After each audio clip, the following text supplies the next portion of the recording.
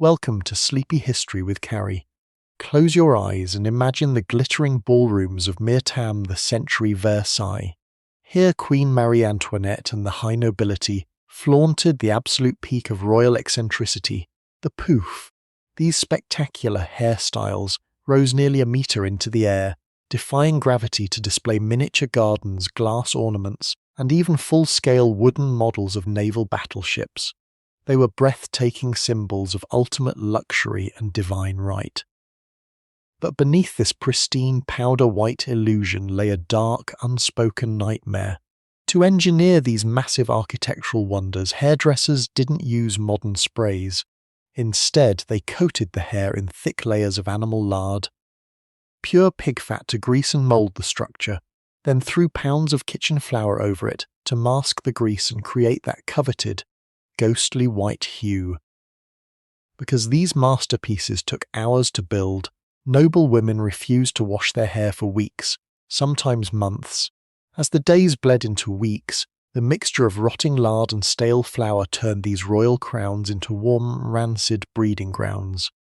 Completely hidden from view, families of mice, lice, and crawling insects moved into the hair, nesting directly against the scalps of the most powerful women in the world. Tonight, we unwrap the bizarre, unhygienic secrets hidden inside the most famous hair in history. This is an ambient historical narrative curated exclusively for relaxation, sleep assistance, and educational entertainment, derived from authentic primary records and antique chronicles.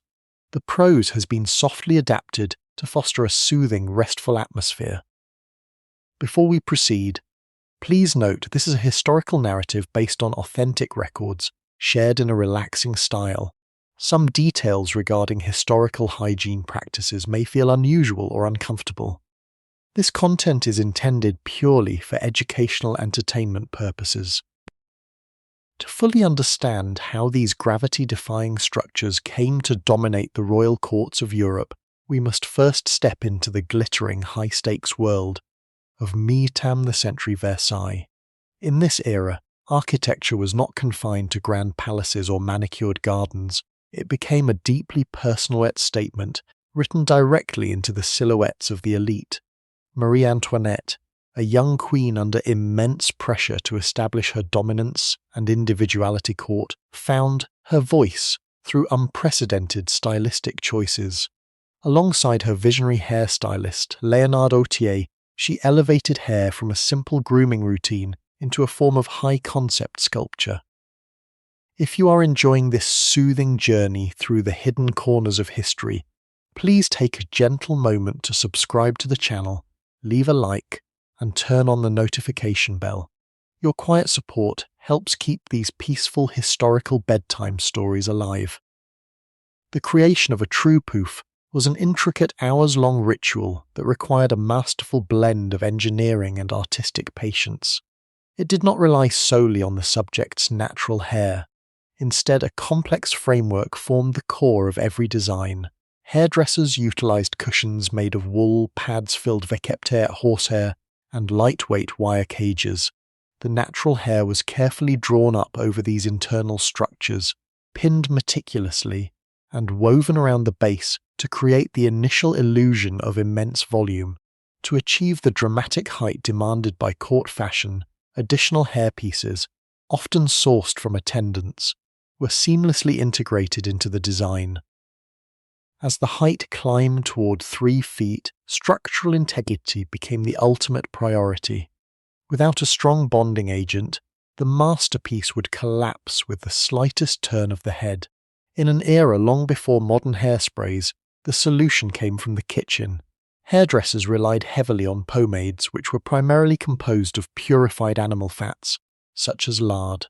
This dense substance was rubbed thoroughly through the hair to create a sticky, highly malleable coating. Once the hair was molded into shape, the finishing touch was applied. A generous dusting of fine flour, pounds of wheat or potato flour, were puffed over the structure, absorbing the shine of the fat and leaving behind a smooth porcelain white finish. This pristine white color was highly prized, symbolizing supreme wealth and status. The final stage of the process was the decoration. The pouf served as a physical canvas to mark current events or personal moods. The Queen famously commissioned a style featuring a detailed model of a French frigate riding atop a sea of styled white waves to celebrate a naval victory. Other noble women adorned their structures with blown glass animals, fresh flower kept alive in tiny hidden vials of water, and arrangements of fetters, arrangements of exotic feathers. For a brief moment, as the lady stepped into the candlelight of the ballroom, she looked like a walking dream. Yet this beautiful illusion carried a heavy, unseen price, setting the stage for a quiet, daily struggle against nature itself. As these towering structures became the absolute norm among the upper echelons of society, the daily life of a noblewoman transformed into an elaborate balancing act. Carrying a monument of hair, starch, and ornaments that stood nearly a metre tall required a completely different way of moving, sitting, and resting. The physical weight alone was a constant burden on the neck and shoulders. The combination of horsehair pads, metal frayed, and pounds of flour could easily add several pounds to a person's head. Every step had to be measured, slow, and deliberate. Walking through a room was no longer a simple action. It was a carefully choreographed performance. Doorways that had been built for normal human proportions suddenly presented a distinct architectural challenge. Ladies had to gracefully bend their knees and lower their heads just to pass from one salon to another, ensuring that the delicate sails of a miniature ship or the fragile petals of a silk flower did not catch on the gilded doorframes. The true test of endurance, however, occurred when the sunset and the grand balls came to an end. In the quiet hours of the night, when the mind naturally longs for the comfort of a soft pillow, the reality of the pouf became particularly grueling. Because these hairstyles took hours to construct and cost an absolute fortune, washing or dismantling them at the end of the day was completely out of the question. A noblewoman was expected to preserve her creation for weeks at a time. This meant that sleep had to be adapted to the hair, rather than the hair to sleep. To protect the architectural integrity of the tower, normal pillows were cast aside. Instead, women utilized specialized wooden neck rests, often carved in a crescent shape and covered in a thin layer of fabric or leather. These devices supported the lower neck, allowing the head and the massive hairstyle to suspend in the air, completely untouched by the mattress. To keep the structure from shifting or collapsing during the night, women had to sleep entirely flat on their backs, remaining perfectly still for hours. Any sudden turn or restless movement could ruin days of a hairdresser's meticulous work. Furthermore, to shield the creation from the surrounding environment, the entire tower was wrapped sheets of linen or heavy silk, creating a protective cocoon. This nightly ritual turned sleep into a rigid, highly uncomfortable exercise in discipline, leaving many women exhausted despite spending hours in bed. Travel presented an equally absurd set of challenges. The enclosed carriages of the late 18th century were designed with traditional seating arrangements, completely unprepared for the sudden vertical explosion of fashion. When a lady adorned with a full pouf needed to travel through the bumpy cobblestone streets of Paris or London, standard sitting was impossible. The top of the hairstyle would firmly press against the roof of the carriage, threatening to crush the structure entirely. To solve this dilemma, noblewomen had to adopt highly unconventional postures. Some chose to kneel uncomfortably on the floor of the carriage, holding tightly onto the leather straps for balance. As the vehicle jolted along, others had the seats of their carriages lowered or completely removed, while the most daring would lean their heads completely out of the carriage window, exposing their powdered creations to the open air and the elements, just to reach their destination intact. Fashion had completely rewritten the rules of comfort, turning every daily routine into a struggle for structural survival. As the weeks passed, maintaining these elaborate silhouettes required a delicate ongoing battle against the natural elements. because the architectural integrity of the pouf had to remain perfectly intact. Washing the hair with water and soap was simply not an option. Over time, the layers of pomade and fine flour would naturally begin to settle and age. To counter this, noblewomen and their loyal attendants engaged in daily routines of maintenance that were as complex as the initial creation of the hairstyle itself. Every morning the lady of the house would sit at her ornate vanity, a protective silk cape draped over her shoulders. Her hairdresser would arrive to perform touch-ups, carefully applying fresh layers of white powder over the old ones. This fresh dusting served a dual purpose. It restored the brilliant snowy white colour that signified absolute nobility, and it acted as a dry shampoo, absorbing the natural oils that accumulated over time. The air in these dressing rooms would be thick with floating clouds of finely milled wheat starch, settling like a soft morning mist over the velvet chairs and polished mirrors. Yet, despite these meticulous touch-ups, the prolonged enclosure of the natural hair frames and dense pomade inevitably led to a profound, persistent discomfort. The scalp, denied fresh air and proper washing for weeks, would become incredibly irritated. To alleviate this without destroying the magnificent tower above, the elite relied on a highly specialized, elegantly crafted tool known as a grattoir, or a head scratcher. These were not mere everyday objects. They were luxurious accessories tailored for the highest echelons of society.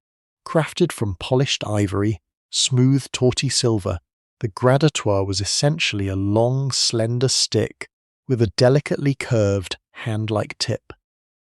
Whenever a noblewoman felt an unbearable itch during a quiet afternoon in the parlour, she would discreetly slide the long ivory stick through the intricate layers of false hair, wire, and ribbon. With gentle, practiced movements, she could disturbing a single silk flower, or miniature ship on the surface. It was a strange juxtaposition of supreme external elegance masking a deeply uncomfortable internal reality. These elegant scratching sticks became an indispensable part of a lady's daily attire, often carried on beautiful silver chains attached to their waists, ready to be deployed whenever the hidden discomfort of high fashion demanded attention. Furthermore, the mixture of aged pomade and natural elements trapped within the hair naturally produced a heavy, stagnant scent over time. To ensure that only the most pleasant aromas surrounded the royal court, perfumery became heavily intertwined with the maintenance of the pouf. The pomades themselves were deeply infused with strong natural essences before they were ever applied to the hair. The rich, calming scents of dried lavender, sweet rosewater, and earthy musk were heavily favoured. Attendants would also mix the finished hairstyles with concentrated floral waters. As a result, when a lady walked through the corridors of the palace, she carried with her a moving cloud of heavy, sweet perfume.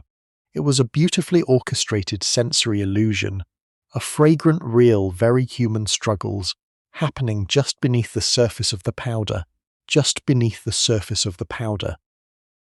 As we continue to unravel these elegant, softly lit mysteries of the 18th century, please take a gentle moment to subscribe to Sleepy History with Karry. Liking this video, turning on the notification bell, and leaving a quiet comment helps our channel grow, allowing us to continue bringing these ambient, restful journeys to your screen night after night. Now, let your mind drift back once more to the dimming corridors of the grand chateaux, where the true cost of supreme beauty was paid in the quiet hours of the dark. When the grand banquets concluded, the musicians packed away their strings, and the thousands of beeswax candles were finally snuffed out, the magnificent palaces of Europe descended into a profound, echoing stillness. Yet, in the shadows of the royal bedchambers, a curious reality began to unfold. The grand illusion of the pouf, so commanding under the bright lights of the ballroom, could only be sustained for so long before nature itself began to take notice. As the weeks dragged on, the core structural ingredients of these towering hairstyles, the rich, purified animal lard and the finely milled wheat flour began to act less like cosmetic styling products and more like a well-stocked unattended pantry. It is a fascinating irony that the absolute height of artificial human sophistication unwittingly created a perfect bridge back to wild nature. The palaces of the 18th century, despite their gilded mirrors and silk tapestries, were fundamentally ancient stone buildings. They were vast, draughty, and inevitably shared with all manners of wildlife. The sweet-scented pomades, with the heavily aromas of lavender, rosewater, and clove, still possessed an undeniable organic base. To the tiny opportunistic creatures that lived within the hidden walls and floorboards of the palace, the towering hairstyles of the nobility were not symbols of divine right or untouchable wealth. They were simply warm, fragrant, and highly nutritious havens. Let us imagine the scene with a gentle curiosity. The combination of the wearer's natural body heat, the thick, insulating wool pads used for volume, and the edible ingredients binding it all together created an incredibly inviting environment. It was not entirely uncommon for a lady, while sitting quietly in her parlour reading a velvet-bound book, or while attempting to find a moment of rest on her wooden neck block, to hear a faint, delicate rustling. This soft sound did not come from the brushing of her heavy silk skirts against the floor, but from within the very architecture of her hair. Tiny field mice and other small uninvited guests, drawn by the irresistible scent of wheat starch and rich fats, would occasionally find their way toward these elaborate, stationary cages of hair. To combat this quiet encroachment of nature without destroying their precious, expensive hairstyles, women had to resort to entirely new layers of defense. During the night, the protective linen wraps were not just used to keep the hair in place. They became essential shields. Some historical anecdotes even whisper of specialized lightweight wire cages, delicate metallic domes, that were carefully placed over the entire head during sleep. These served as a physical protective barrier against the tiny paws that roamed the dark palace corridors while the rest of the world slumbered. Thus, the most powerful and affluent women of the era found themselves engaged in a silent nightly negotiation with the natural world. They carried fortunes on their heads, yet they had to sleep with the vigilance of a guardsman, guarding their magnificent crowns of flour and lard from the humblest of creatures. It was a bizarre, whimsical, yet incredibly burdensome reality, a secret kept hidden beneath layers of white powder and sweet perfume, floating gracefully through the golden halls of history. As with all things that burn too brightly, the era of the towering Pouf was destined to fade. Like a beautiful fleeting dream that dissolves in the morning light, this pinnacle of extreme fashion could not withstand the changing winds of time. By the late Motnin Baitram Tamigay, the mood in France was quietly shifting. The magnificent, glittering bubble of Versailles was beginning to thin, and the heavy, burdensome displays of extreme wealth slowly lost their charm. Even Queen Marie Antoinette, the original architect of these gravity-defying towers, grew tired of the endless hours spent frozen in the hairdresser's chair. Seeking comfort and a return to simplicity, the Queen began to embrace a much softer, more relaxed aesthetic. The rigid lard-infused structures and pounds of wheat flour were gradually traded for loose, flowing curls and simple straw hats. This new movement, often associated with her rustic retreat at the Petit Trianon, celebrated natural movement over architectural rigidity. For the noble women of the court, this transition must have felt like a profound, physical exhale. Imagine the immense relief of finally dismantling the wire cages, brushing out the heavy aged pomades, and feeling the cool, refreshing touch of clean water against the scalp after weeks of confinement. The heavy crescent-shaped wooden neck rests were happily discarded, replaced once again by soft, yielding feather pillows. The ladies of the court could finally sleep in peace, free from the rigid postures and the delicate wire domes that had guarded their sleep for years. Carriages no longer required modified roofs, and walking through a grand doorway returned to a simple, thoughtless act rather than a carefully calculated maneuver. The Pouf, with all its miniature ships, hidden water vials and fragrant mysteries, slowly disappeared from the ballrooms, becoming little more than a whispered legend among the older generations. Yet, looking back through the soft lens of history, we cannot help but marvel at the sheer dedication of these women. They bore the immense weight of societal expectation quite literally upon their heads, enduring profound discomfort with a serene, unyielding grace. The pouf was not merely a hairstyle, it was a fleeting, spectacular form of wearable art, a monument to human creativity, and a testament to the lengths we will go to craft our own identities. Today, the towers of Flower and Lard remain a fascinating echo of a bygone era, a story of elegance and endurance hidden behind a veil of pristine white powder. This content was generated with the assistance of specialized artificial intelligence models and subsequently analyzed, refined by the research team at Sleepy History with Karry. Both, all rights reserved. As you drift off, leave the noise of the day to the pages of yesterday, and allow your thoughts to rest where time stands perfectly still. While the grand palaces of France served as the birthplace of this architectural hair movement, the mesmerizing allure of the pouf quickly crossed the chilly waters of the English Channel. In the late 18th century, London was a bustling metropolis of growing wealth, global trade, and high society balls.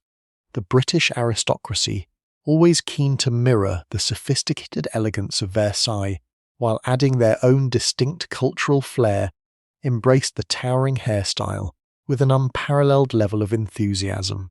In the fashionable districts of Mayfair and St James's, elite circles transformed the French trend into a competitive sport of social status. It was an era where personal identity was defined by the literal height of 1S presentation, and British noblewomen were determined not to be overshadowed by their continental rivals. In England, the trend manifested with a uniquely Georgian twist.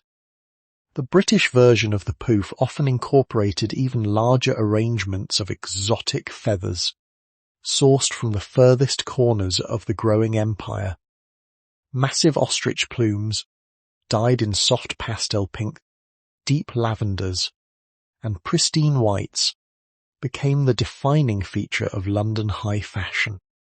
These feathers were carefully anchored into the core structure of horsehair pads and lard-based pomades, creating a soft, swaying effect whenever a lady moved through a room. The sight of these magnificent plumes dancing in the soft light of Georgian chandeliers was considered the height of grace. However, and just like in Paris, the sheer scale of these creations required a massive amount of structural support.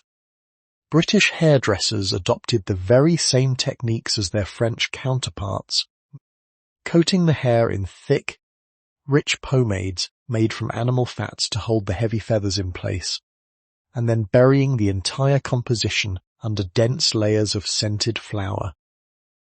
This extreme dedication to height gave rise to intense social rivalries within the British court. At the grand assemblies and royal drawing rooms, noblewomen would subtly scan the crowd, measuring their own creations against those of their peers. To have a hairstyle that was even an inch shorter than a rival S was seen as a minor social defeat. This competitive environment pushed the physical boundaries of the style to its absolute limits. Some ladies began to incorporate elaborate mechanical elements into their hair, utilizing tiny hidden springs of the tallest feathers to fold downward when passing through low doorways, only to pop back up to their full majestic height once safely inside the ballroom. The engineering behind these hairstyles became a celebrated art form, blending the skills of the classic dynamic mechanic with the artistry of the court beautician. As the trend took over the city, it began to influence the layout of English society itself. Theatre houses and opera halls in London found themselves face sudden logistical problem. the elite patrons sitting in the front rows, adorned in their full powder-white glory, completely blocked the view of the stage for anyone sitting behind them. The management of these grand venues had to gently appeal to the good nature of high-born ladies occasionally, requesting that they choose slightly more modest headwear for evening performances. Yet the desire to be seen at the absolute peak of fashion was far too powerful to be restrained by simple requests. The towering monuments of flower, lard, and ostrich feathers continued to dominate the social landscape, a beautiful, softly swaying testament to an era that prioritized theatrical grandeur above all else, floating silently through the misty London nights. Behind every magnificent tower of hair that floated through the royal ballrooms stood a class of highly celebrated, yet deeply exhausted artists, the court hairdressers. In the late 18th century, these individuals were not mere servants, they were elevated to the status of creative geniuses, commanding immense salaries and enjoying direct access to the most powerful figures in the world. Men like Léonard Autié became legends in their own right, whispered about with reverence in the salons of Paris and London. A noblewoman-esque social calendar on her ability to secure an appointment with a master stylist. To have a true maestro work upon one's hair was a supreme symbol of privilege, a sign that you had reached the very inner circle of cultural influence. As we delve deeper into the lives of these master creators and the intricate worlds they built, if you find yourself feeling peaceful and comforted by these tales, please take a gentle moment to subscribe to Sleepy History with Karry. Sharing this journey with a like, leaving a soft comment, and activating the notification bell ensures that we can continue to guide your mind into a restful, educational sanctuary every single night. Let your thoughts settle once more into the quiet rhythm of the dressing room, where the air is still and the magic takes shape. The daily routine of a high society hairdresser was a grueling marathon of physical endurance and delicate precision. A single master stylist might have dozens of clients to attend to in a single day, especially ahead of a grand royal gala or a masked ball. Because a full pouf took hours to construct, the hairdresser's schedule had to be meticulously managed. The most elite clients would secure the late afternoon slots, ensuring their hairstyles were fresh and pristine for the evening. Those less fortunate on the social ladder might have to receive their styling in the early hours of the morning, and forcing them to sit perfectly still for 12 or 14 hours before the event even began. The hairdresser would arrive at the estate accompanied by a small army of young apprentices, carrying heavy leather chests filled with the essential tools of the trade: long iron curling tongs, silver pins of every size, delicate silk ribbons, horsehair padding, and jars of specialized pomades. The preparation of these pomades was a highly guarded secret among top stylists. While the base material was fundamentally purified animal fat, such as lard or beef tallow, it had to undergo a lengthy process of refinement to be deemed acceptable for a royal dressing room. The fat was boiled repeatedly verkep, tear-hat clear spring water, and strained through fine linen to remove any impurities or heavy odors. Once cooled into a smooth, thick paste, the hairdressers would knead in generous amounts of precious essential oils. Orange blossom, sweet almond, pressed bergamot, and rich vanilla were heavily utilized to create a fragrant balm-like substance. This scented pomade was applied generously with the fingertips, coating every strand of hair to give it the necessary weight and tackiness to adhere to the internal wire cages and wool cushions. Once the physical structure was sculpted and pinned into place, the grand finale of the process began, the powdering ritual. This was perhaps the most theatrical and messy aspect of 18th-century grooming. To protect the lady's face and her expensive silk gown, inevitable storm of white starch, she would hold a cone-shaped mask, made of heavy paper or leather over her eyes and nose. The hairdresser or an apprentice would then utilize a specialized powder puff or a mechanical hand-cranked bellows to launch clouds of finely milled wheat, into the air around her head. Because the fine white particles would drift through the room like a soft winter snowfall, settling into the sticky pomade and turning the entire structure a uniform, ghostly white. The dressing room would be left coated in a thin layer of white dust, looking as though a quiet frost had fallen indoors. This powdery mist, combined with the heavy floral perfumes, created an atmosphere that was completely detached from the ordinary world outside, a dreamy, pale sanctuary where the harsh realities of life were momentarily washed away under a blanket of pure artificial snow. To fully appreciate the historical tapestry of these towers of flour and lard, we must gently tailleur our gaze beyond the heavy velvet curtains of the palace gates and look at the very substance that gave these hairstyles their iconic snowy glow. Wheat and starch were not just cosmetic ingredients in the 18th century, they were the absolute lifeblood of European society. While the elite utilized hundreds of pounds of finely milled flour to create a permanent illusion of winter upon their heads, the world outside the palace walls was deeply tied to the rhythms of the agricultural calendar. This creates an extraordinary, quiet tension in the history of fashion, a world where a single ingredient could simultaneously represent the humblest loaf of daily bread and the highest pinnacle of royal extravagance. Let your mind drift for a moment to the peaceful rolling hills of the European countryside during this era. Imagine the vast golden fields of wheat swaying gently under a warm summer sun, stretching as far as the eye can see. In the quiet mornings, the only sound is the rhythmic creaking of large wooden windmills, their massive sails turning slowly in the breeze to grind the harvested grain into soft, pale powder. For the average citizen, this flour was a sacred resource, carefully guarded and baked into crusty loaves that sustained families through the cold winter months. Yet, through the whimsical lens of high fashion, this exact same substance was transformed into a premium styling product, transported in large linen sacks straight to the dressing rooms of dukes and duchesses. This lavish use of a vital food source did not pass unnoticed by the rest of society.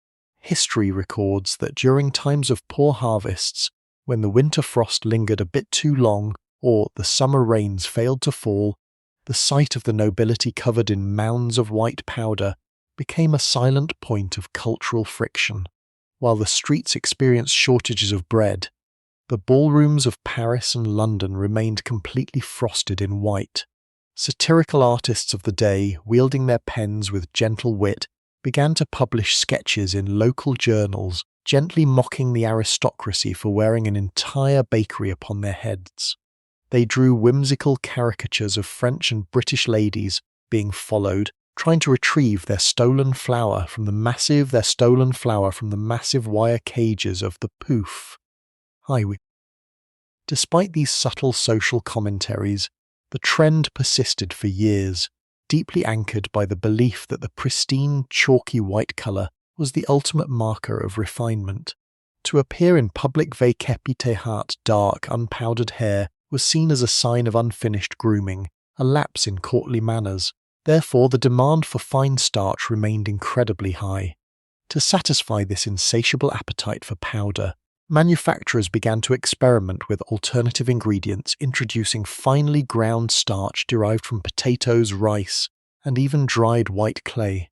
These variations offered different textures and weights, allowing hairdressers to choose the perfect powder to match the specific structural needs of their designs. A heavier potato starch might be used to anchor the base of a massive architectural wave, while a light jasmine-scented rice powder would be dusted over the surface to create a soft, ethereal halo that caught the flickering candlelight beautifully. As you listen to the soft echoes of this bygone world, imagine the strange duality of the era. The very same grain that brought comfort and sustenance to a humble cottage table was being transformed into a grand theatrical statement of power in the royal courts. It was a time of beautiful contradictions, where the line between the everyday kitchen and the highest echelons of luxury was completely blurred. bound together by a delicate layer of white dust that floated silently through the halls of time, waiting for the morning light to wash it away.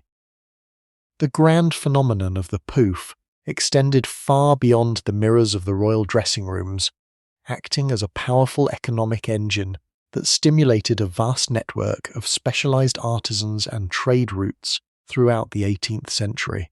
To sustain these towering architectural masterpieces, an entire ecosystem of craftsmen, merchants, and creators flourished across Europe, each dedicating their lives, work to perfecting a single element of this royal illusion.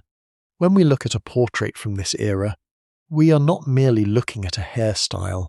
We are gazing upon a collaborative monument created by the finest minds of the industrial and artistic worlds of the time. Let your thoughts drift to the ancient city of Lyon, France, celebrated worldwide for its unparalleled silk weaving. The sudden demand for massive amounts of decorative trimmings, for the pouf, breathed vibrant no life into the local loom houses. Master weavers spent countless hours throwing silver and gold threads through heavy wooden frames to produce miles of delicate gossamer ribbons. These ribbons had to be exceptionally lightweight, yet sturdy enough to hold their shape when suspended several feet in the air. They were dyed in the most exquisite dreamlike shades, soft twilight blue, pale primrose yellow, and the queen crest rosy hue known affectionately as the colour of a nymph's sigh. These silk bands were woven through the powdered structures, catching the ambient candlelight and adding a soft shimmering motion to the stationary towers of hair. Equally vital to this artistic movement were the master glassblowers, particularly those working in the historic furnaces of Murano and the specialized workshops of Paris. One of the most enchanting features of a high court pouf was the inclusion of fresh, living botanical arrangements. To prevent these delicate blossoms from wilting under the warm lights of the ballroom, glassmakers engineered miniature, microscopic water vials. These tiny vessels, meticulously blown from ultra-thin glass, were designed with curved, elongated stems that could be seamlessly tucked deep inside the internal horsehair cushions and wire cages. Attendants would carefully fill these hidden vials. They kept a hat fresh spring's water before anchoring the stems of real white roses, fragrant jasmine, and trailing ivy into the hair. As a result, a noblewoman could dance for hours while carrying a living, breathing garden upon her head, the flowers remaining as crisp and radiant as if they were still rooted in the royal greenhouse. The thirst for exotic ornamentation also stimulated global maritime trade, particularly in the sourcing of majestic plumage. The feather merchants of London and Marseille established vast networks that stretched across oceans to procure the most spectacular bird feathers available.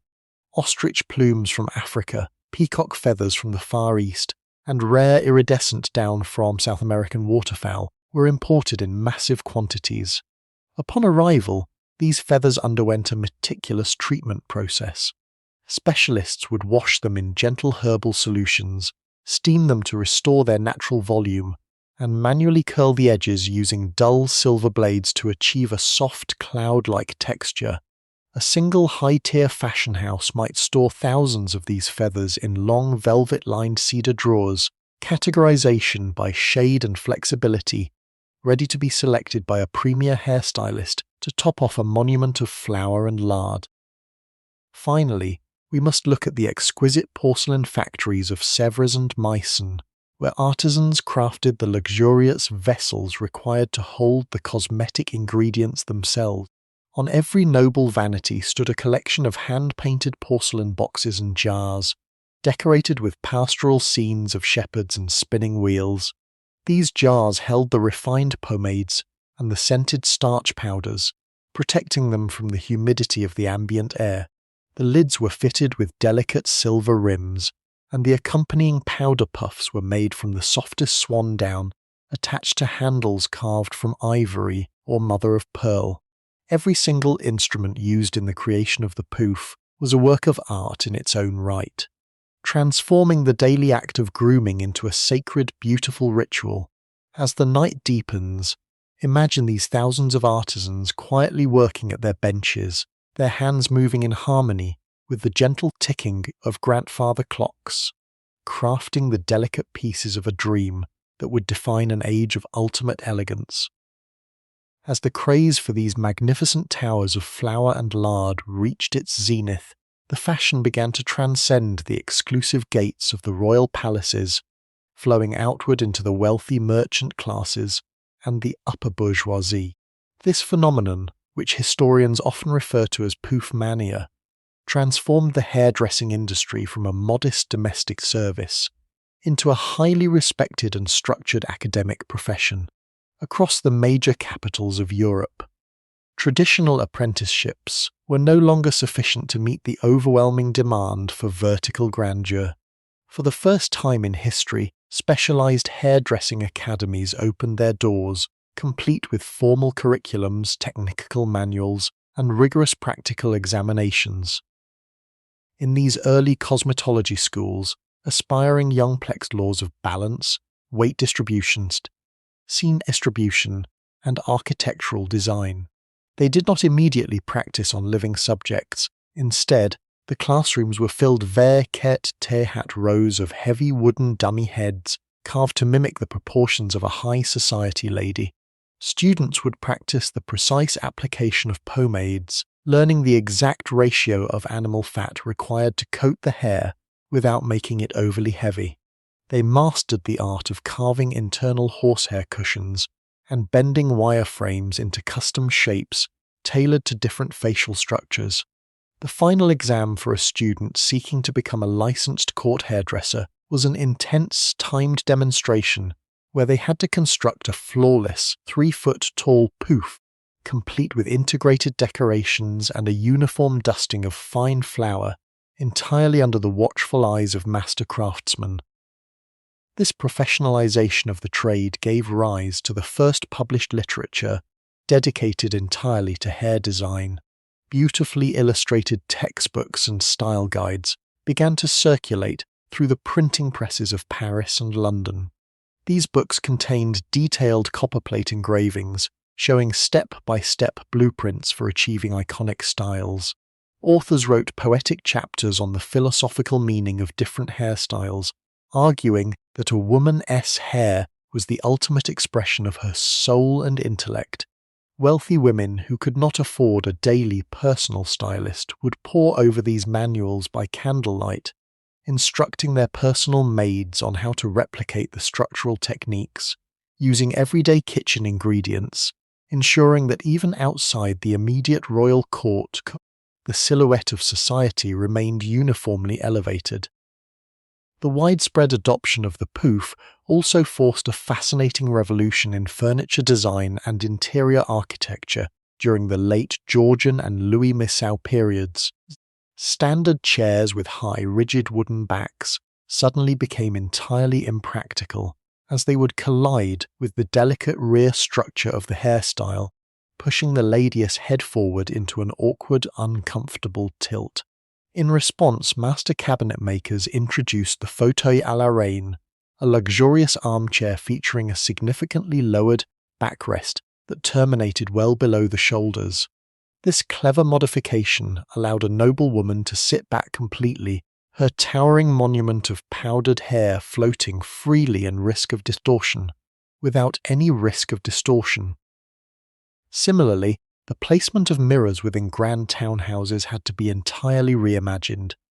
Traditional vanities featured stationary mirrors designed for standard human heights. To accommodate the new verticality, architects began installing massive floor-to-ceiling pier glasses or tilting vanity mirrors mounted on heavy brass pivots. This allowed the wearer to inspect not only her attire, but the absolute peak of her white flower crown from every angle. Every room, from the intimate boudoir to the grand dining salon, was subtly adapted to celebrate and protect these ephemeral monuments of l'art, demonstrating how a singular, whimsical choice in personal grooming could quietly rewrite the physical spaces of an entire century. As the Pouf consolidated its reign over 18th century high society, it had to confront an unpredictable and entirely unyielding adversary, the European weather, the changing seasons, while bringing a poetic rhythm to the countryside, presented a continuous series of engineering crises for the ladies of the court and their dedicated hairdressers. Because these towering monuments were fundamentally constructed from organic kitchen ingredients, rich animal fats and finely ground wheat flour, they were hypersensitive to changes in temperature, humidity, and precipitation. To maintain a pristine gravity-defying silhouette throughout the year, the elite had to develop an elaborate array of seasonal adaptations, turning the struggle against the elements into a masterclass of atmospheric survival. Let your mind wander to the height of a European summer, when the sun hangs low and warm over the formal gardens of the estate, while the golden light beautifully illuminated the silk ribbons and glass ornaments nested within the hair.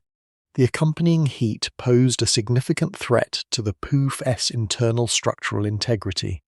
Under the warmth of the summer sun or the stifling crowded atmosphere of a packed ballroom, illuminated by thousands of burning wax candles, the lard-based pomade would naturally begin to soften. If left unchecked, the delicate balance of the tower could shift, causing the heavy ostrich feathers or miniature wooden ships to tilt precariously. To counter this midsummer softening, hairdressers altered their secret formulas as the temperature rose. They would blend higher concentrations of stiff beeswax or purified mud tallow into the pomade, creating a firmer, more heat-resistant compound that could withstand the warmest August evenings. If summer was a test of thermal endurance, the arrival of autumn and winter introduced the supreme enemy of the powdered crown, moisture. Rain and heavy mist were absolute catastrophes for a hairstyle made of flour. Should a sudden, unexpected downpour catch a noblewoman as she stepped from her carriage, the water would immediately interact with the layers of fine starch, turning the beautiful, ghostly white powder into a heavy, sticky paste. To protect these expensive creations from the damp European climate, the fashion industry had to innovate rapidly. This era witnessed a dramatic evolution in the design of the umbrella. Previously modest accessories, umbrellas were re-engineered into massive dome-like canopies made of oiled silk or heavy wax-coated linen. When a lady moved between buildings, she would be accompanied by 2 or 3 dedicated footmen holding these giant umbrellas, hattie-go-hat aloft, creating a mobile, waterproof sanctuary that shielded her flour-dusted tower from even the slightest drop of rain. Winter, however, brought a curious aesthetic harmony to the trend. The crisp, frosty air and the sight of snow softly over the cobblestone streets mirrored the artificial winter that the nobility carried upon their brows. During the coldest months, the pomade would freeze into a rock-solid glaze, locking every pin, ribbon, and hair strand into a perfectly immovable state. The challenge during this season shifted from preservation to insulation. The cold stone architecture of the palaces, combined with the lack of modern heating, meant that a lady's head was constantly exposed to freezing drafts. To provide warmth without crushing the delicate height, milliners created the calash, a specialized accordion-like hood made of stiffened green silk supported by light whalebone hoops. This ingenious hood could be expanded fully to cover a 3-foot-tall Pouf without pressing against the white powder, then folded flat like the top of a convertible carriage when the lady safely entered the warm, fire-lit salons of the aristocracy. Through these brilliant, whimsical inventions, the elite successfully negotiated with the changing atmosphere, ensuring that whether under a scorching summer sun or a freezing winter sky, the magnificent towers of flour and lard remained perfectly frozen in time. To fully immerse ourselves in the peaceful rhythm of this vanished era, we must explore the grand social phenomenon known as la toilette. In the 18th century, the morning dressing routine of a high-born lady was rarely a private, solitary affair. Instead, it was transformed into a highly choreographed public ritual, a theatrical performance where the construction of the pouf served as the main event. For the highest echelons of European nobility, the dressing room was an intellectual salon, a political battlefield, and a stage for displaying supreme cultural influence, all unfolding while the hair was systematically engineered with towers of lard and flour. Imagine stepping into a sunlit boudoir at the heart of an elegant estate. The air is warm, carrying a gentle symphony of sounds, the delicate clinking of fine porcelain teacups, the soft rustle of heavy silk morning gowns, and the quiet murmuring of distinguished guests.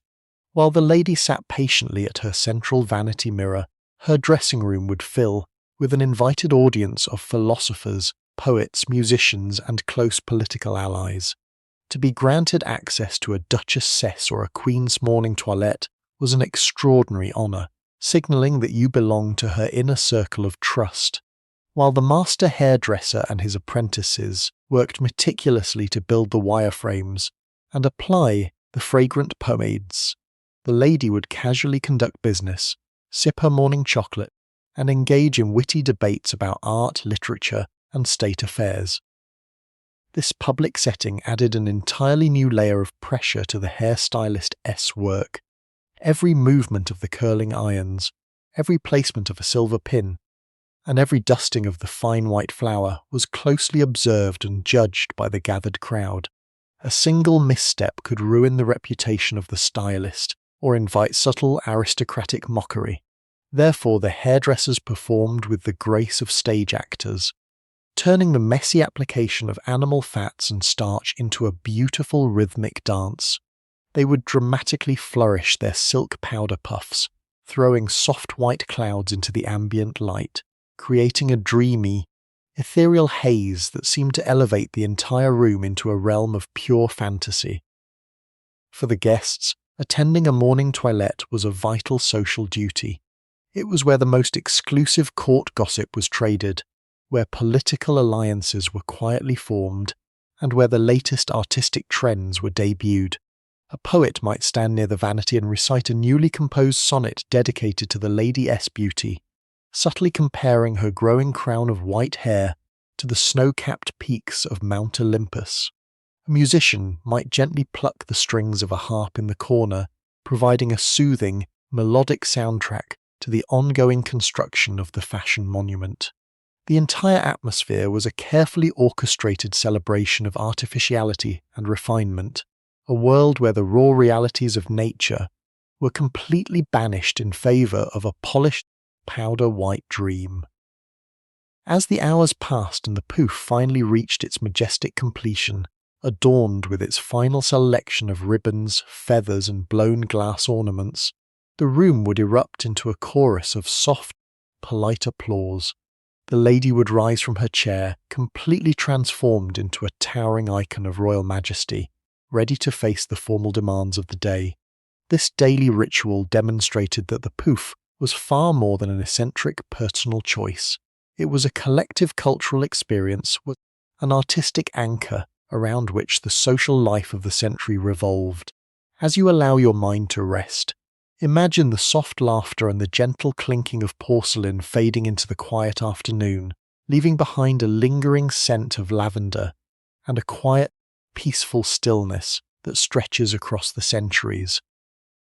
As the 18th century drew toward its dramatic close, the magnificent towers of flour and lard left an indelible mark not only on the physical ballrooms of Europe, but also on the burgeoning world of mass media and print culture. This was an era that witnessed a massive explosion in the popularity of satirical prints, copperplate etchings, and theatrical comedies.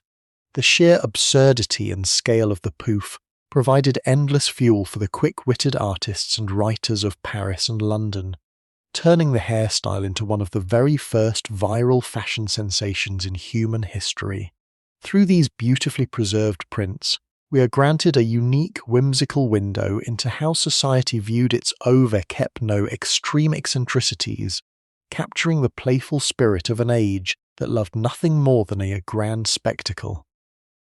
Let your mind drift to the bustling print shops lining the streets of London's Covent Garden, or the crowded stalls of the Palais Royal in Paris. Windows were filled with hand-coloured etchings that drew large, amused crowds every morning.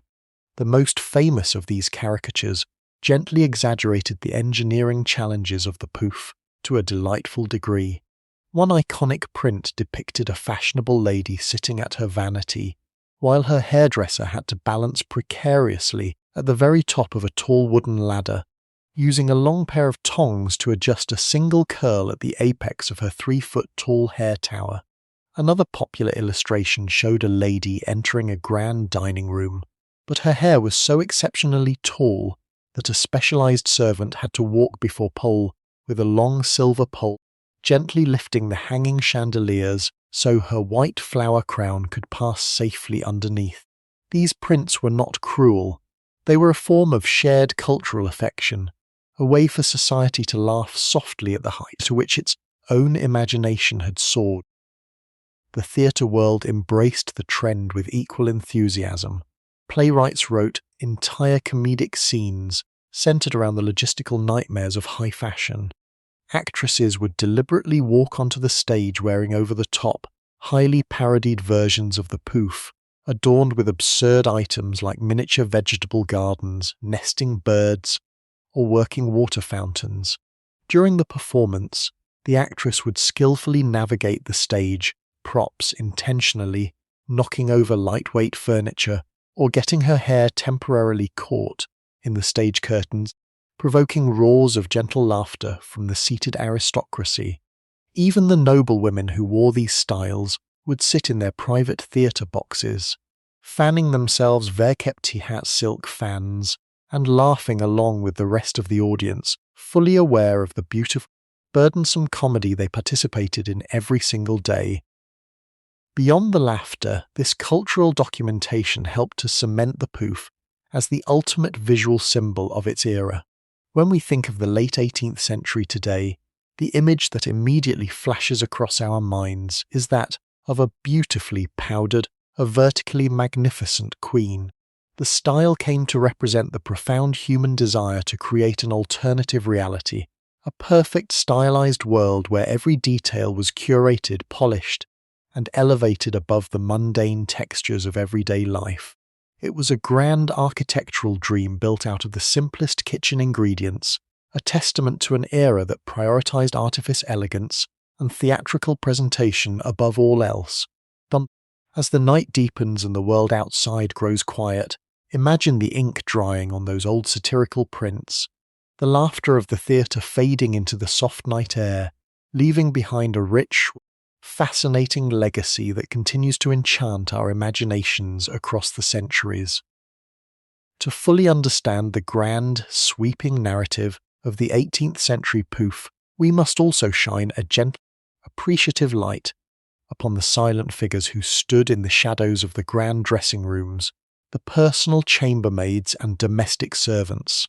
While history books often focus on the glittering noblewomen who paraded these towers of flower and lard through the royal salons, the physical reality of maintaining these architectural wonders fell squarely upon the shoulders of dedicated household staffs. For these young women, the rise of vertical fashioned into an exhausting, round-the-clock exercise, in meticulous care and absolute precision. Let your mind drift into the quiet, candle-lit servant quarters of a grand country estate in the late Georgian era. Long before the lady of the house opened her eyes to greet the morning, her personal maid was already hard at work.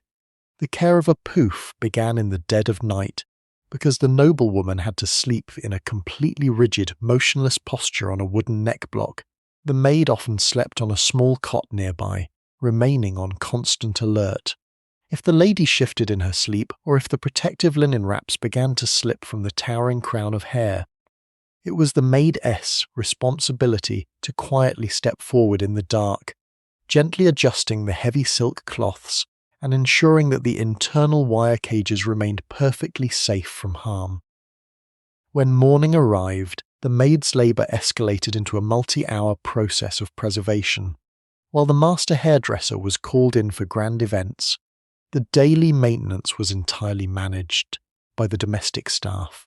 A chambermaid had to become an expert in the chemistry of the air as cosmetics. She was tasked with keeping the jars of pomade at the perfect temperature, ensuring the animal fats did not melt in the summer heat or freeze into unworkable blocks during the damp winters. She spent hours manually sifting the wheat and potato flour through fine silk mesh to ensure there were no clumps, preparing a perfectly smooth, cloud-like powder that could be seamlessly dusted over her mistress' head. The physical toll of the daily powdering ritual on the servants was immense. While the noblewoman held a protective cone over her face, the maid was entirely exposed to the billowing storms of white starch. As she used the heavy leather bellows to launch the flour into the air, the fine dust would settle over her own clothes, filling her lungs and leaving a permanent, ghostly white coating on her skin. Once the styling was complete, the hairdresser would depart, leaving the maid with the monumental task of cleaning the dressing room. Every surface, from the heavy velvet curtains to the polished mahogany floorboards, had to be meticulously brushed and wiped down to remove the fallen white dust before the lady returned from her morning engagements. The true test of a maidess dedication, however, occurred at the end of a hairstyle life cycle, the rare and monumental occasion when the pouf was finally dismantled after weeks of wear. This process was far more laborious than the initial creation, because the layers of lard-based pomade and flour had settled into a dense, solid glaze. Brushing it out required extraordinary patience and gentleness. The maid would have to carefully untangle hundreds of silver pins, extract the delicate wire frames, and slowly dissolve the hardened fats using warm oils and herbal waters, all while ensuring she did not cause discomfort to her mistress. It was a silent, exhausting bond between servant and noblewoman, a shared secret of the incredible human effort required to sustain the pristine, untouchable illusion of high court elegance. As you listen to the rhythmic ticking of the clock, imagine these forgotten artisans quietly folding away the linens, their hands tired but precise, keeping the great machinery of history moving softly through the night. To fully close our evening's journey through this remarkable chapter of human expression, we must turn our gaze to how these magnificent creations were immortalized for future generations, and where the physical fragments of this powder-white world rest today. Because a pouf was an ephemeral masterpiece destined to be dismantled or changed after a few weeks, its visual survival depended entirely on the mastery of court portrait painters. Artists of the late 18th century, such as the celebrated Elizabeth Vigée-Lebrun in France or Thomas Gainsborough in England, faced the unique challenge of translating the delicate, powdery textures of these towering structures onto canvas using oil paints. Imagine a quiet artist's studio, illuminated by the soft north-facing daylight. The noblewoman sits perfectly still, her hair rising like a majestic cloud of flour and lard above her brow, adorned with her finest silk ribbons and exotic plumes. The painter's brush moves with incredible gentleness, layering fine strokes of white, soft grey, and subtle lavender to capture the exact translucent quality of the hair powder. They had to skillfully balance the matte appearance of the starch against the rich, luminous glow of the silk dresses and the polished gleam of pearl necklaces. These portraits were far more than simple family records. They were high-concept fashion advertisements, sent to foreign courts to showcase the cultural dominance and stylistic innovation of the wearer. However, the rapid evolution of fashion during this period created a fascinating race against time for these artists. A grand oil portrait could take several months or even a year to fully complete, because the specific thematic designs of the pouf changed every passing political event or theatrical trend. A noblewoman-esque hairstyle might become entirely outdated by the time the final varnish dried on the canvas. To resolve this, painters would often focus entirely on capturing the sitter-ace face during live sessions, leaving the specific details of the towering hair and ornaments to be filled in later, or subtly adjusting the painted hairstyle to reflect a more timeless classical elegance that would endure long after the trend itself had dissolved. Today, the true intimate reality of this vertical era is preserved not just in these grand oil paintings, but within the quiet climate-controlled galleries of the world's finest museums. Walking through the historical fashion collections of the Louvre in Paris, the Victoria and Albert Met Museum in London, or the Metropolitan Museum of Art in New York, we can find the delicate material artifacts that survived the passing centuries. Sitting beneath soft protective display lights are the very tools we explored tonight. The exquisitely carved ivory and tortoiseshell head scratchers, their slender handles remaining as polished as the day they were carried on silver chains. Nearby, one can marvel at the beautifully preserved porcelain pomade jars, their hand-painted floral lids still tightly sealed, holding the phantom scent of orange blossom and old lavender within their porcelain walls. These silent objects serve as a profound bridge across time, reminding us that behind the grand historical story of daily routine creativity, and the immense physical sacrifices made in the name of beauty, the towers of flour and lard may have vanished from our streets, but their legacy remains a captivating testament to the lengths humanity will go to shape its own identity and elevate the ordinary world into something truly extraordinary. As you allow the soft images of glittering ballrooms, gentle powder storms, and beautifully carved artifacts to slowly fade from your mind, let yourself sink deeper into the quiet comfort of the present moment. The grand stages of history are resting now. The candles are completely dark, and the soft, timeless night invites you to drift away into a deep, peaceful, and unbroken sleep. To further extend our soothing journey into this elevated world of 18th century fashion, we must explore how these towers of flour and lard transformed into the ultimate medium for political commentary and international diplomacy. In an era before instant mass communication, high-2-hour news aristocracy utilized their physical presentations to broadcast their allegiances, celebrate military triumphs, and participate in global affairs. The Pouf became a living, breathing newspaper of the sky, where the scale of one's hair was directly proportional to the scale of global events unfolding across the oceans. Let your thoughts drift to the year 1800, a momentous time when the gaze of the French court was fixed intently across the Atlantic Ocean, watching the birth of a new nation during the American Revolutionary War. Queen Marie Antoinette and her fashionable inner circle were deeply captivated by the ideals of freedom and the romantic spirit of the American insurgents.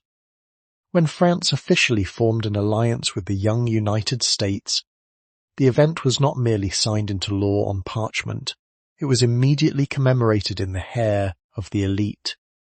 This gave rise to one of the most famous and structurally complex hairstyles in human history, the Pouf à l'insurgente.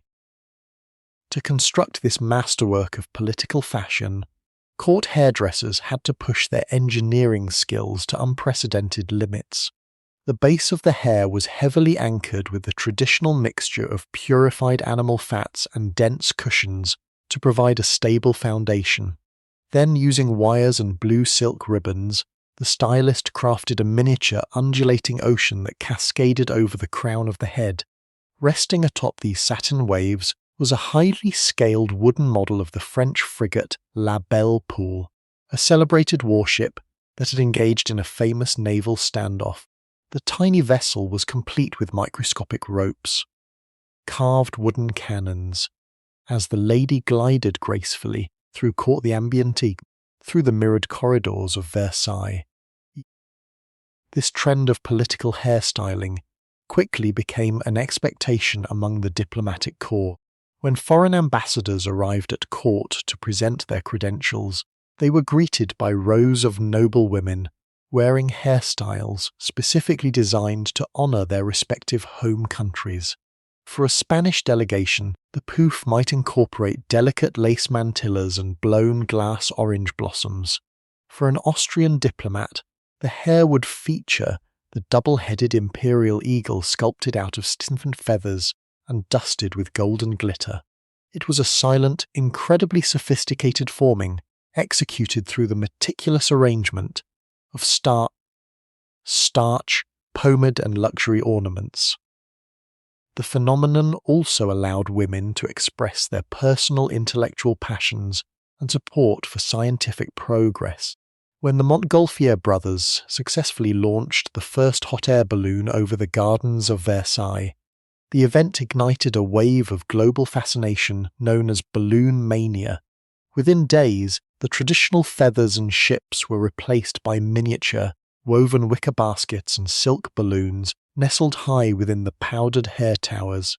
These pouf à la Montgolfier symbolized the weareress' forward-thinking nature and her embrace of human ingenuity. Through these grand whimsical displays, the elite proved that their fashion was not an empty, mindless pursuit, but a highly curated reflection of the changing world, floating silently and majestically above the everyday realities of the century. As we float further down the river of time, leaving the glittering courts of France behind, we find ourselves in the closing years of the 18th century, where the destiny of the pouf was ultimately decided not by a shift in artistic taste, but by the cold, calculating hand of legislation. While fashion had successfully navigated the changing seasons, social rivalries, and the physical burdens of gravity, it could not survive the economic realities of a changing world. In Great Britain, the final decisive blow to the era of towering, flower-dusted hair came in the year Motin Bay Chimilam, under the administration of Prime Minister William Pitt the Younger, through an extraordinary piece of legislation known historically as the Hair Powder Act. To understand the profound impact of this act, imagine the global landscape of the Moe Day Motin Bay Chimiet. Europe was embroiled in massive, exhausting conflicts, and governments were desperately searching for new ways to fund their military campaigns. William Pitt, looking out over the wealthy echelons of London high society, noticed a prime, untapped resource sitting directly upon the heads of the aristocracy. He recognized that the lavish use of fine wheat flour and scented starches was an exclusive privilege of the immensely wealthy. Therefore, he introduced a luxury tax requiring anyone who wished to wear scented powder in their hair to purchase an annual license costing 1 guinea, a substantial sum of money at the time. The introduction of the hair powder tax sent shockwaves through the fashionable districts of Mayfair and Belgravia, completely transforming the social meaning of personal grooming overnight. Suddenly, a beautifully dusted porcelain white hairstyle was no longer just a symbol of elegance. It was a visible legal receipt of tax compliance. Those ultra-wealthy individuals who chose to pay the fee and continue powdering their hair were mockingly labelled guinea pigs by the quick-witted British public, a playful pun referencing both the cost of the licence and the organic nest-like structures they maintained vekep itihat lard and flour. For many members of the aristocracy, the tax presented a profound dilemma. To pay the tax was to invite public scrutiny and satire, while to abandon the powder was to abandon decades of established court tradition and class identity. Slowly but surely, the high nobility began to rebel against the law by embracing an entirely revolutionary concept, their own natural hair colour. Within a matter of months, the clouds of white starch that had defined the ballrooms for a generation began to clear. Young aristocrats proudly stepped out into the misty London streets with rich brown, vibrant red, or deep black hair, completely free from the heavy, pasty coat of flour and the sticky grip of animal fats. This legislative shift accelerated a massive permanent transition into the softer, of more minimal 9th century, the era we know Kepno as the Regency period. The heavy wire cages, the horsehair pads, and the hidden water vials were permanently cast aside. Women eagerly cut their hair into loose classical Greek curls, inspired by antiquities, requiring nothing more than a simple silk ribbon to hold them in place. The long ivory head scratchers were relegated to the dusty corners of antique shops, relics of a bizarre and beautiful past. The grand vertical theatre of the Pouf had finally come to an end, dissolved by a simple act of parliament, leaving the world a little less theatrical, a little more natural, and allowing the tired heads of Europe to finally rest flat upon their soft feather pillows as the century drew to its quiet, peaceful close.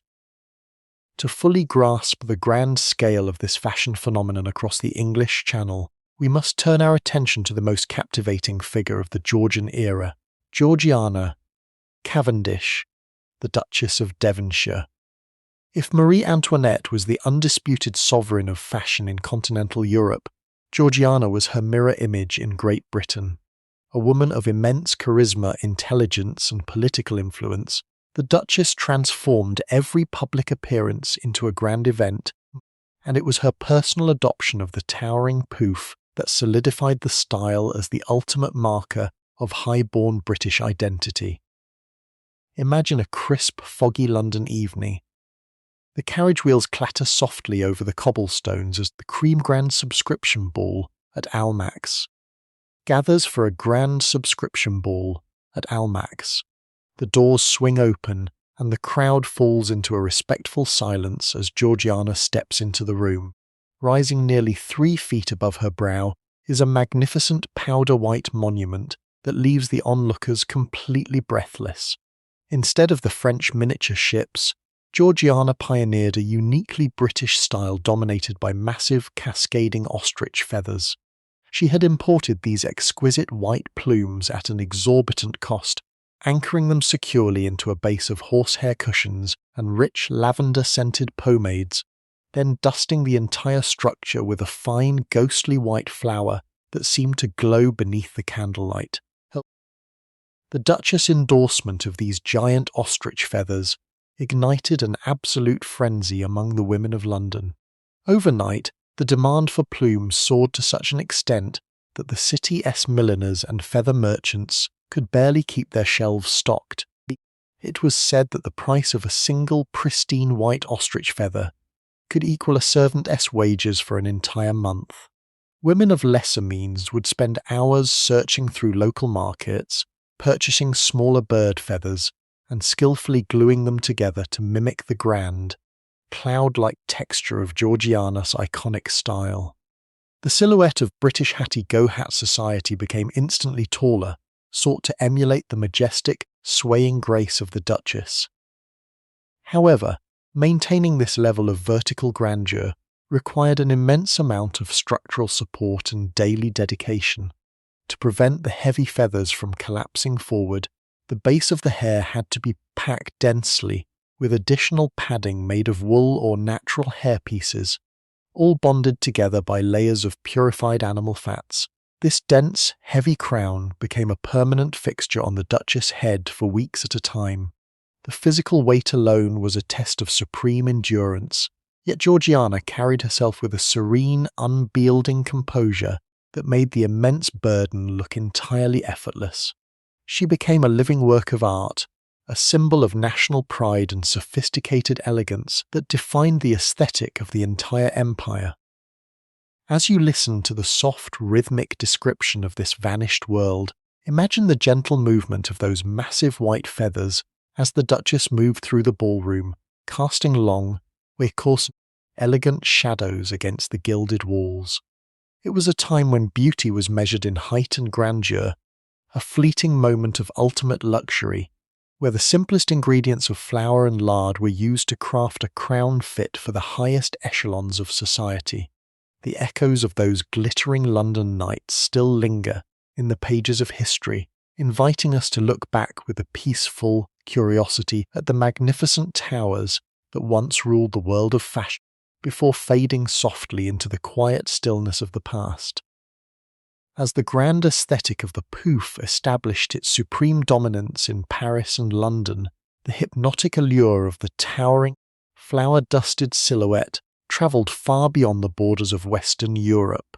Shimmering across the vast, snow-covered plains of the East, the trend found a magnificent and deeply receptive home within the imperial court of St. Petersburg. Under the long, ambitious reign of Empress Catherine the Great, the Russian aristocracy was deeply aligning itself with the cultural sophistication, artistic innovations, glowing, and high fashion of the French and British courts. The adoption of the Pouf in Russia transformed the style into a breathtaking fusion of Western architectural engineering and Eastern imperial opulence, showcasing how a singular approach to personal grooming could adapt to the unique textures of a completely different empire. Imagine a freezing winter night at the Winter Palace, where the air outside is crisp and silent, and the majestic Neva River is completely frozen into a sheet of solid, gleaming ice. Inside the grand ballrooms, however, a completely different world unfolds. Thousands of crystal chandeliers cast a warm golden glow over walls lined with malachite, jasper, and heavy gilded mouldings. Moving gracefully through this sea of luxury are the grand duchesses and noblewomen of the Russian court, their hair rising nearly a metre above their brows. To construct these northern monuments, Russian hairdressers utilized the exact same fundamental ingredients as their Western counterparts, meticulously coating the natural hair around wire cages with rich, purified animal fats to create an immovable structure, and then burying the creation under a soft, dense blanket of finely ground wheat starch. However, the Russian interpretation of the Pouf featured an extraordinary regional twist that set it apart from the rest of the world. Instead of the delicate silk butterflies of Paris or the cascading ostrich plumes of London, the northern nobility decorated their white flower towers with the immense natural wealth of their own vast empire. Hairdressers would weave long, heavy strands of luminous freshwater pearls, harvested from the cold rivers of the Russian north through the powdered waves. Nestled deep within the large, stiffened structures were brilliant, raw chunks of golden Baltic amber that caught the flickering candlelight and deep green emeralds from the Ural Mountains, creating a striking, magnificent contrast against the ghostly white background of the hair powder. The extreme climate of St. Petersburg introduced an entirely new set of logistical challenges for the preservation of these architectural masterworks. When the nobility travelled to grand winter galas, they did not utilize standard wheeled carriages. Instead, they rode in magnificent, enclosed wooden sledges drawn by teams of swift horses, gliding smoothly over the deep winter snow. To prevent the towering hairstyles from colliding with the ceilings of these sledges, the interiors had to be specially modified, with the velvet seats lowered almost to the floorboards. Furthermore, the transition from the intensely dry, firelit heat of the palace salons to the freezing, damp outdoor air could cause the pomades to harden too rapidly, or the flour to absorb moisture from the falling snow. To guard against this, Russian maids developed specialized heavy cloaks lined with silver fox fur that wrapped entirely around the lady's head, creating a warm, insulated cocoon that kept the delicate architecture of lard and flour perfectly stabilized during the long journey across the icy capital. Through these brilliant regional adaptations, the Russian court proved that the Pouf was a truly universal symbol of 18th century majesty, a shared cultural language that united the elite across thousands of miles of geographical distance. The sight of these magnificent pearl-encrusted towers of white powder floating through the gilded halls of St. Petersburg remains one of the most mesmerizing images of the era. It was a time when the boundaries of fashion were limited only by the imagination.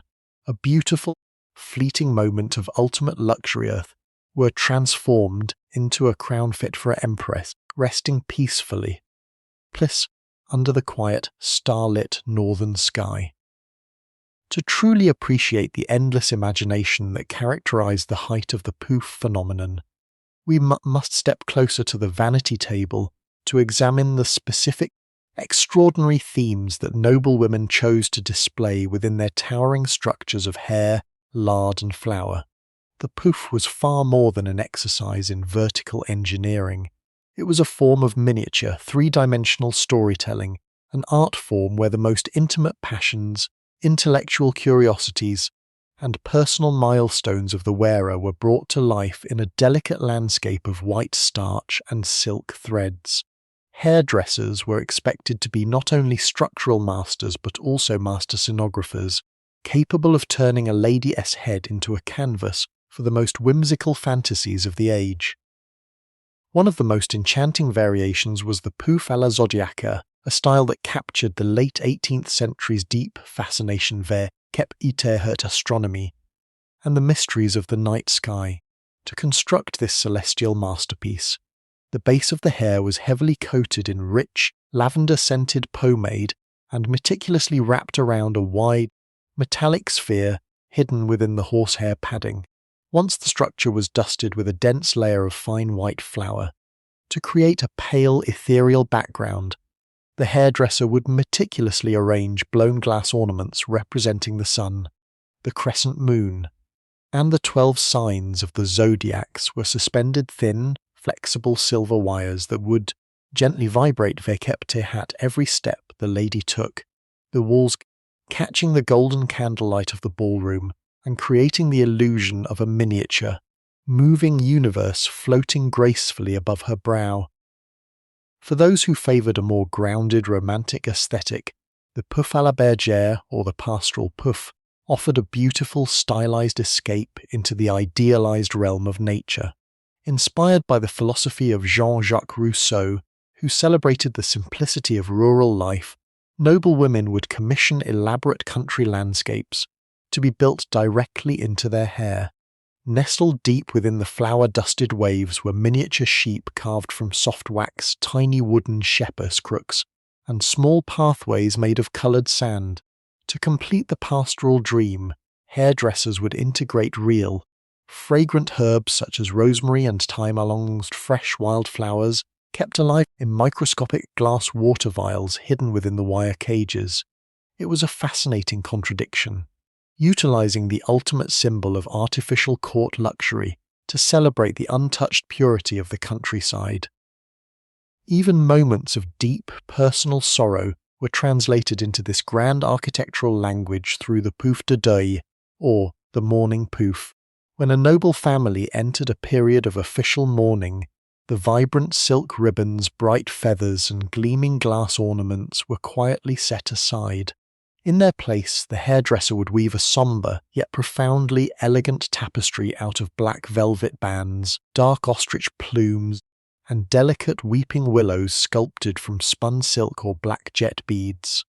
The uniform dusting of white flour remained, creating a striking poignant contrast against the dark ornaments, transforming the lady hairstyle into a moving monument of respect and quiet contemplation. Through these diverse and highly specialized themes, the elite demonstrated that the pouf was a completely fluid medium of expression, a quiet, beautifully crafted mirror that reflected every shade of the human experience, drifting peacefully through the golden halls of history. To further immerse ourselves in the physical world of the later 18th century, we must examine how the vertical ascension of the pouf quietly forced a complete reimagining of urban transportation and local architecture. While we have explored the grand horse-drawn carriages, a much more intimate and ubiquitous form of travel dominated the daily lives of the European aristocracy. The sedan chair, or chaises à porteurs. These enclosed human-powered boxes carried on long wooden poles by two sturdy footmen for navigating the narrow, crowded streets of Paris, London, and Edinburgh. However, as the crowns of flour and lard climbed higher into the sky, these traditional transport vessels faced an immediate logistical crisis. Imagine a rainy afternoon in London's fashionable Mayfair district. A noblewoman, adorned in a magnificent 3-foot-tall pouf-decorated verkepte hat, cascading silk ribbons and glass ornaments, prepares to leave her townhouse for an intimate card party. The standard sedan chair of the period was a compact, upright box designed precisely around normal human proportions. For a lady wearing a full pouf, entering such a vehicle was mathematically impossible without entirely crushing her hair or forcing her to sit in a painfully hunched, unnatural position that would ruin hours of her stylist work. To resolve this dilemma, elite craftsmen and coach builders introduced radical whimsical modifications to sedan chair design. The most popular innovation was the introduction of the hinged or telescopic roof. These specialized vehicles featured a ceiling that could be unlatched and lifted upward on iron joints, creating a temporary vertical extension. The lady would step into the chair, settle onto a specially lowered velvet cushion, and her towering monument of hair would protrude elegantly from the top of the vehicle. Once she was safely seated, the footman would gently lower the roof back down, locking it into a raised position that provided just enough clearance for the highest ostrich feather or wire cage. For the wealthiest patrons, coach builders even designed chairs with completely removable top panels, allowing the white powdered towers to glide openly through the streets, exposed to the admiration of passers-by, while a large oiled silk canopy shielded the structure from any sudden drops of rain. The physical coordination required by the sedan chair carriers, known as chairmen, became an art form in itself. Carrying a lady who bore a top-heavy monument of lard and starch required an extraordinarily smooth, rhythmic gait. Any sudden stumble, sharp turn, or uneven step on the wet cobblestones could cause the heavy hairstyle to wobble precariously, putting immense strain on the lady's neck, or causing the delicate glass water vials hidden within her hair to spill. The chairman developed a specialized sliding step that minimized vertical vibration, ensuring the cabin remained perfectly level. They would communicate in quiet, rhythmic cadences as they moved through the torch-lit alleys, operating as a stabilization system for the grand creations of high fashion. When the lady finally arrived at her destination, the architectural modification continued. Grand townhouses began installing widened double doors and raising the lintels of their entrance halls to ensure that guests could enter without awkwardly tilting their heads. In the grand opera houses, the private viewing boxes or lodges underwent a similar structural evolution. The traditional velvet-backed chairs were entirely removed, replaced by low backless stools that allowed noblewomen to sit far lower than usual, ensuring their flower-frosted towers did not obstruct the view of the stage or collide with the decorative moulding above. Through these delicate, highly specialized adjustments to the physical fabric of the city, society demonstrated its absolute willingness to reshape the material world around the demands of elegance, leaving behind a rich, fascinating legacy of an era that literally raised the roof for the sake of beauty. To fully appreciate the grand cooperative genius that sustained the era of the pouf, we must turn our attention to an extraordinary figure who operated alongside the master hairdressers to dictate the visual landscape of the entire century.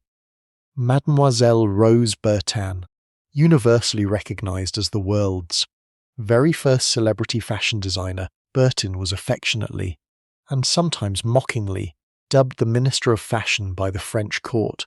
A woman of humble beginnings but immense entrepreneurial brilliance, she formed an exclusive, historic partnership with Queen Marie Antoinette. Together with the premier hairstylist Léonard Autié, Bertin completed the creative triumvirate that transformed the high court pouf from a simple presentation of styled hair into a fully integrated, multi-layered theatrical costume. Imagine walking through the bustling, fashionable district of the Rue Saint-Honoré in Paris during the Mortine Bay Pumji. Here sat Bertin's luxurious boutique, celebrated across Europe under the grand name Le Grand Mogul. Stepping inside, the atmosphere was a serene, beautifully curated sanctuary of ultimate luxury. The showrooms were lined verre-capite heavy walnut cabinets displaying drawers of rare lace, bolts of shimmering lion silk, and boxes of precious exotic feathers. In the quiet, sunlit back rooms of the boutique, dozens of highly skilled young seamstresses and milliners worked in absolute silence, their needles moving rhythmically through delicate fabrics to craft the extraordinary ornaments destined to be anchored deep within the nobilities, towers of flower and lard. The collaboration between Rose Bertin and the court hairdressers was a masterclass in artistic synchronization. A true pouf could not be constructed in isolation. Its ornaments had to perfectly mirror the theme, colour palette, and fabric texture of the Lady S grand court dress. Bertin S workshop specialized in creating lightweight, hyper-realistic decorations that could be easily secured into the dense, lard-infused structures without adding excessive weight to the wearer's head. Her artisans pioneered the use of spun sugar to create glossy, shimmering figurines and utilized delicate sheets of tinted wax to sculpt lifelike fruits and vegetables that looked as though they had been harvested from the royal gardens. They crafted microscopic silk butterflies fitted with internal wire springs that would gently flutter whenever a noblewoman nodded her head, creating an enchanting illusion of life floating amidst the white powder.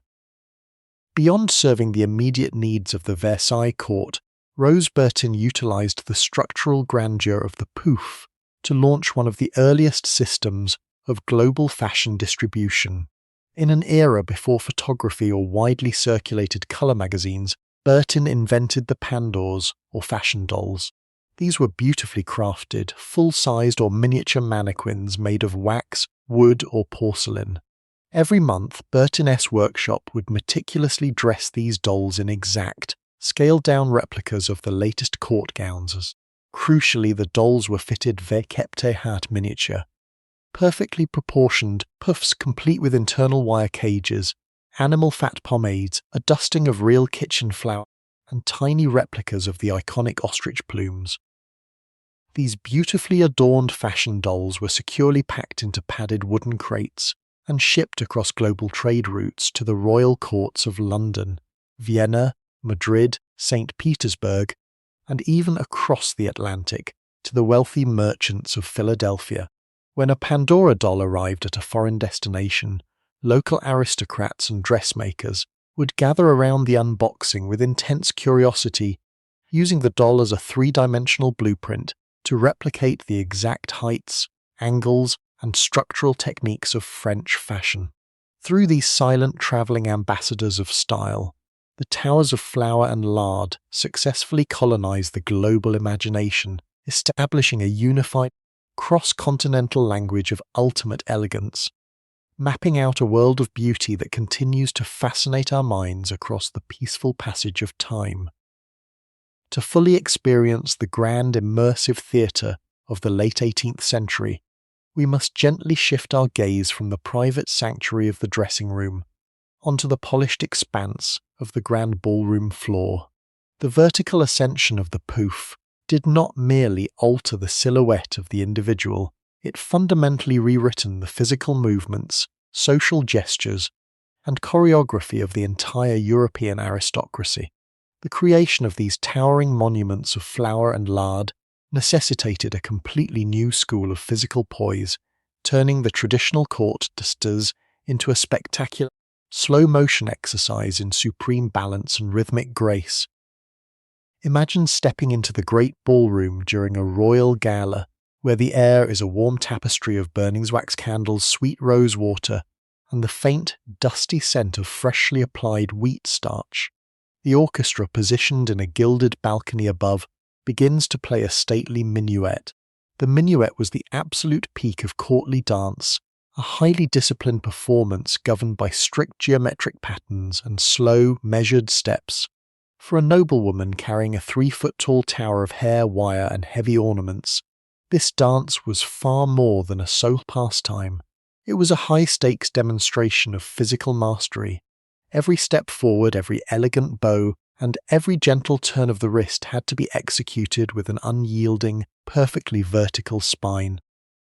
The presence of the dense pomades and pounds of flour created a high centre of gravity that threatened to tip at the slightest sudden movement. If a lady turned her head too quickly to greet a dancing partner, the momentum could cause her massive ostrich plumes to wobble precariously, or endanger the delicate glass water vials hidden deep within her hair. Therefore, noblewomen developed an incredibly smooth gliding step that minimized any vertical or horizontal jarring. They appeared to float across the polished parquet floor as if resting on invisible wheels, their voluminous silk skirts brushing softly against the wood, while their powdered crowns remained perfectly stationary, suspended in the air like monuments of pure white marble. This requirement for absolute poise began long before a young lady ever debuted at court. In the quiet academies and private salons of Europe, dancing masters would spend hours training young aristocrats in the art of the vertical carriage. To prepare for the immense weight of a full pouf, students would practice their steps while balancing heavy leather-bound books, precisely atop their heads. They learned to sit, stand, and pivot without engaging the muscles of the neck, relying entirely on the core strength of the torso to maintain a flawless equilibrium. This rigorous physical training transformed the elite into living statues capable of enduring hours of exhausting court etiquette with a serene, smiling composure that masked the profound physical strain beneath the surface. As the dance progressed, the visual spectacle was nothing short of mesmerizing. Whenever a lady executed a slow, graceful turn under the warm glow of the chandeliers, a tiny, almost microscopic cloud of white flour would gently detach from her hair, drifting softly into the ambient light like a scattering of stardust. These pale, fragrant particles would catch the golden beams of the candles before settling imperceptibly over the verse shoulders of her partner or onto the dark velvet of the surrounding crowd. It was a beautiful, ethereal illusion, a world where every movement was calculated, and the raw mechanics of human physics were entirely sublimated into an elite art form. As the music slowly draws to a peaceful close and the dancers bow in perfect unison, imagine the echoes of the violins fading into the high rafters, leaving behind a quiet, lingering sense of majesty that floats softly through the corridors of time. While our journey through this vertical wonderland has primarily followed the elegant noblewomen of the royal courts, the hypnotic allure of the towering, powdered silhouette was not strictly confined to one gender. In the eccentric landscape of late 18th century high society, a highly visible, flamboyant subculture of young gentlemen emerged to push the boundaries of vertical hair design to its masculine absolute. In the fashionable coffee houses and theatres of London, these ultra-stylish men were known universally as the macaronists. Through their extraordinary devotion to exaggeration, they proved that the theatrical combination of rich animal fats and white kitchen starch could be utilized to craft an icon of masculine vanity that was just as architecturally daring as the grandest royal pouf. To understand the origins of this whimsical movement, let your mind drift to the tradition of the Grand Tour. It was customary for wealthy young British aristocrats to spend several years travelling across continental Europe, immersing themselves in the classical art of Italy and the sophisticated court culture of France. When these young men finally returned to the misty streets of London, they brought back a profound disdain for traditional, conservative British style, along with an insatiable appetite for foreign luxuries, because they frequently expressed a fondness for Italian pasta, a diet completely novel to the British public at the time. The local wits affectionately labelled them the Macaroni Club.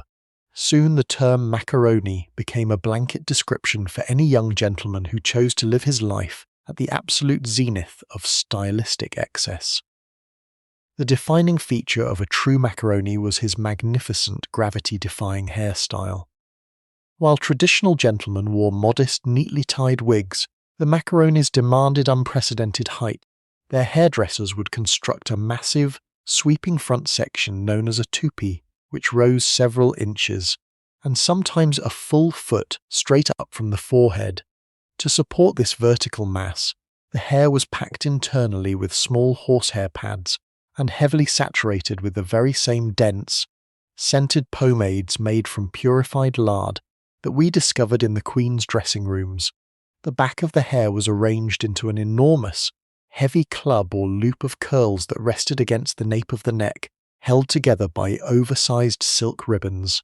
The entire composition was then thoroughly smothered in a thick, uniform coating of white or lightly tinted lavender flower, leaving the young gentleman looking as though he had just stepped out of a magical, frozen winter landscape. This extreme height gave rise to one of the most delightful and celebrated comedic images of the Georgian era, the dilemma of the macaroni hat. Perched at the absolute apex of these towering flower-dusted hairstyles sat a ridiculously tiny miniature tricorn hat, because the hair was far too tall and delicate to actually wear the hat normally. The accessory served a purely theatrical purpose. When walking down the crowded sidewalks of London, a macaroni could not simply reach up to tip his hat to a passing acquaintance without risking a complete structural collapse of his powdered toupee. Instead, these gentlemen carried long, elegant walking sticks fitted with small silver hooks at the top. They would use the hook of the cane to gently lift the tiny hat from the peak of their hair, bowing with an exaggerated, slow-motion grace that kept their lard-stiffened towers perfectly stable. Through these whimsical displays, the macaronis turned masculinity into a beautifully choreographed performance, demonstrating that the pursuit of artificial elegance knew no boundaries in the 18th century. They walked through the foggy London nights as living monuments to human creativity, their faces pale with cosmetic powder and their spirits completely dedicated to the grand theatre of style. As the city slowly settles into a quiet, peaceful stillness, and the flickering street lamps are extinguished one by one, imagine those tiny hats resting safely on their silver hooks, and the towering white toupees frozen perfectly in the dark, waiting for the morning light to softly renew the dream of an unforgettable age. One of the most famous and universally celebrated satirical images of the period depicted a lady undergoing the grand ritual of the morning styling session. In the drawing, the hairdresser does not stand upon the floor. Instead, he is perched precariously atop a tall wooden scaffolding, using a large pair of iron surveyor's compasses to mathematically measure the angle of a massive ostrich plume rising toward the ceiling. Nearby, an assistant uses a heavy garden shovel to load mounds of fresh wind machine, launching a pristine white storm across the room to coat the sticky, pomade-infused framework. These prints were not malicious attacks. They were a light-hearted, deeply human recognition of the exquisite lengths to which society would go to chase the phantom of absolute elegance. The aristocracy, far from being offended by these public parodies, eagerly participated in the joke. Noble women would send their servants to purchase the latest caricatures, mocking their own specific social circles, proudly displaying the prints in their private dressing rooms alongside their expensive cosmetics and ivory head-scratchers. To be lampooned in a London print shop window was a definitive sign of social relevance, a public acknowledgement that 1's personal style had achieved such vertical grandeur that it commanded the attention of the entire metropolis. The prints functioned as a beautiful, ironic tribute to human creativity, proving that the pursuit of beauty was powerful enough to ref the artistic landscape of Langspill's entire Western world. As you allow the image of these colourful historical caricatures to float gently through your mind, imagine the soft laughter of the past fading away into the quiet night. The old print shops have long since closed their doors, and the delicate copper plates rest silently in the drawers of museum archives, their sharp lines preserved forever. The towering white monuments of fashion remain frozen in time, balanced perfectly between the reality of structure and the fantasy of art. Let the peaceful rhythm of this vanished world carry you deeper into a state of serene contemplation as we prepare to take our final quiet steps through the golden twilight of this majestic era, drifting softly toward a deep and undisturbed sleep. To gently position ourselves at the penultimate threshold of this vertical era, we must witness the final twilight evolution of the pouf as it gracefully adapted to the gathering shadows of a changing world. In the years immediately preceding the great historical transformations of the late Mont-Bey-Tam-Miguel, the grand architecture of hair underwent a profound, melancholic shift in texture and form. The extreme gravity-defying heights and the literal translations of naval battles or country pastures began to soften, yielding to a more intimate, romantic aesthetic known historically as the pouf à l'enfant or the childhood pouf. This late serene to reconcile the fading tao the elite of ultimate court luxury, with an emerging longing for simplicity, comfort, and natural grace. Imagine a quiet private balcony at the Petit Trianon, Marie Antoinette's rural sanctuary away from the rigid etiquette of the main palace of Versailles. The afternoon sun sinks low behind the weeping willow trees, casting long amber rays across the manicured lawns and the still waters of the artificial lake. Here the queen and her closest companions abandoned the heavy wire cages and the 3-foot-tall monuments of horsehair. Instead, their hairdressers crafted a lower, wider silhouette that relied on the natural volume of the hair itself. The dense, sticky pomades made from purified animal fats were applied with a much lighter hand, allowing the natural waves to retain a soft, bouncy elasticity that responded gently to the outdoor breeze. However, the signature element of this grand era, the uniform dusting of white powder, be made entirely intact, in soft focus, solid architecture, rather than solid architecture. Instead of launching a thick, heavy storm of flour using the leather bellows, maids would gently shake a fine silk sifter over the ladyess head, allowing a microscopic, ghostly mist of starch to settle imperceptibly over the curls. The hair no longer resembled a rigid monument of carved marble. Rather, it took on the appearance of a soft, luminous cloud, glowing with a soft, pearlescent radiance beneath the fading sunlight. This subtle use of the traditional flower dusting created a beautiful, haunting transition, a poetic farewell to a style that had ruled the cultural landscape for over 2 decades. The ornaments chosen for the pouf à l'enfant reflected this new quiet intimacy. The heavy blown glass spheres of the zodiac and the massive costly ostrich plumes were permanently set aside. In their place, noble women wove simple, delicate bands of pale blue or rose-coloured silk ribbon through the powdered waves, securing a single, fresh white rosebud or a small cluster of dried lavender stems. These natural botanicals were no longer kept alive in hidden glass water vials. Instead, they were allowed to slowly wilt and dry within the hair, releasing a faint, sweet, and nostalgic fragrance that blended beautifully with the natural scent of the orris root powder. It was a fashion living in the twilight, fully aware that its grand theatrical day was drawing to a natural inevitable close. As you listen to the gentle rhythmic rustling of those silk ribbons in the evening breeze, allow yourself to feel the profound peace of a world winding down.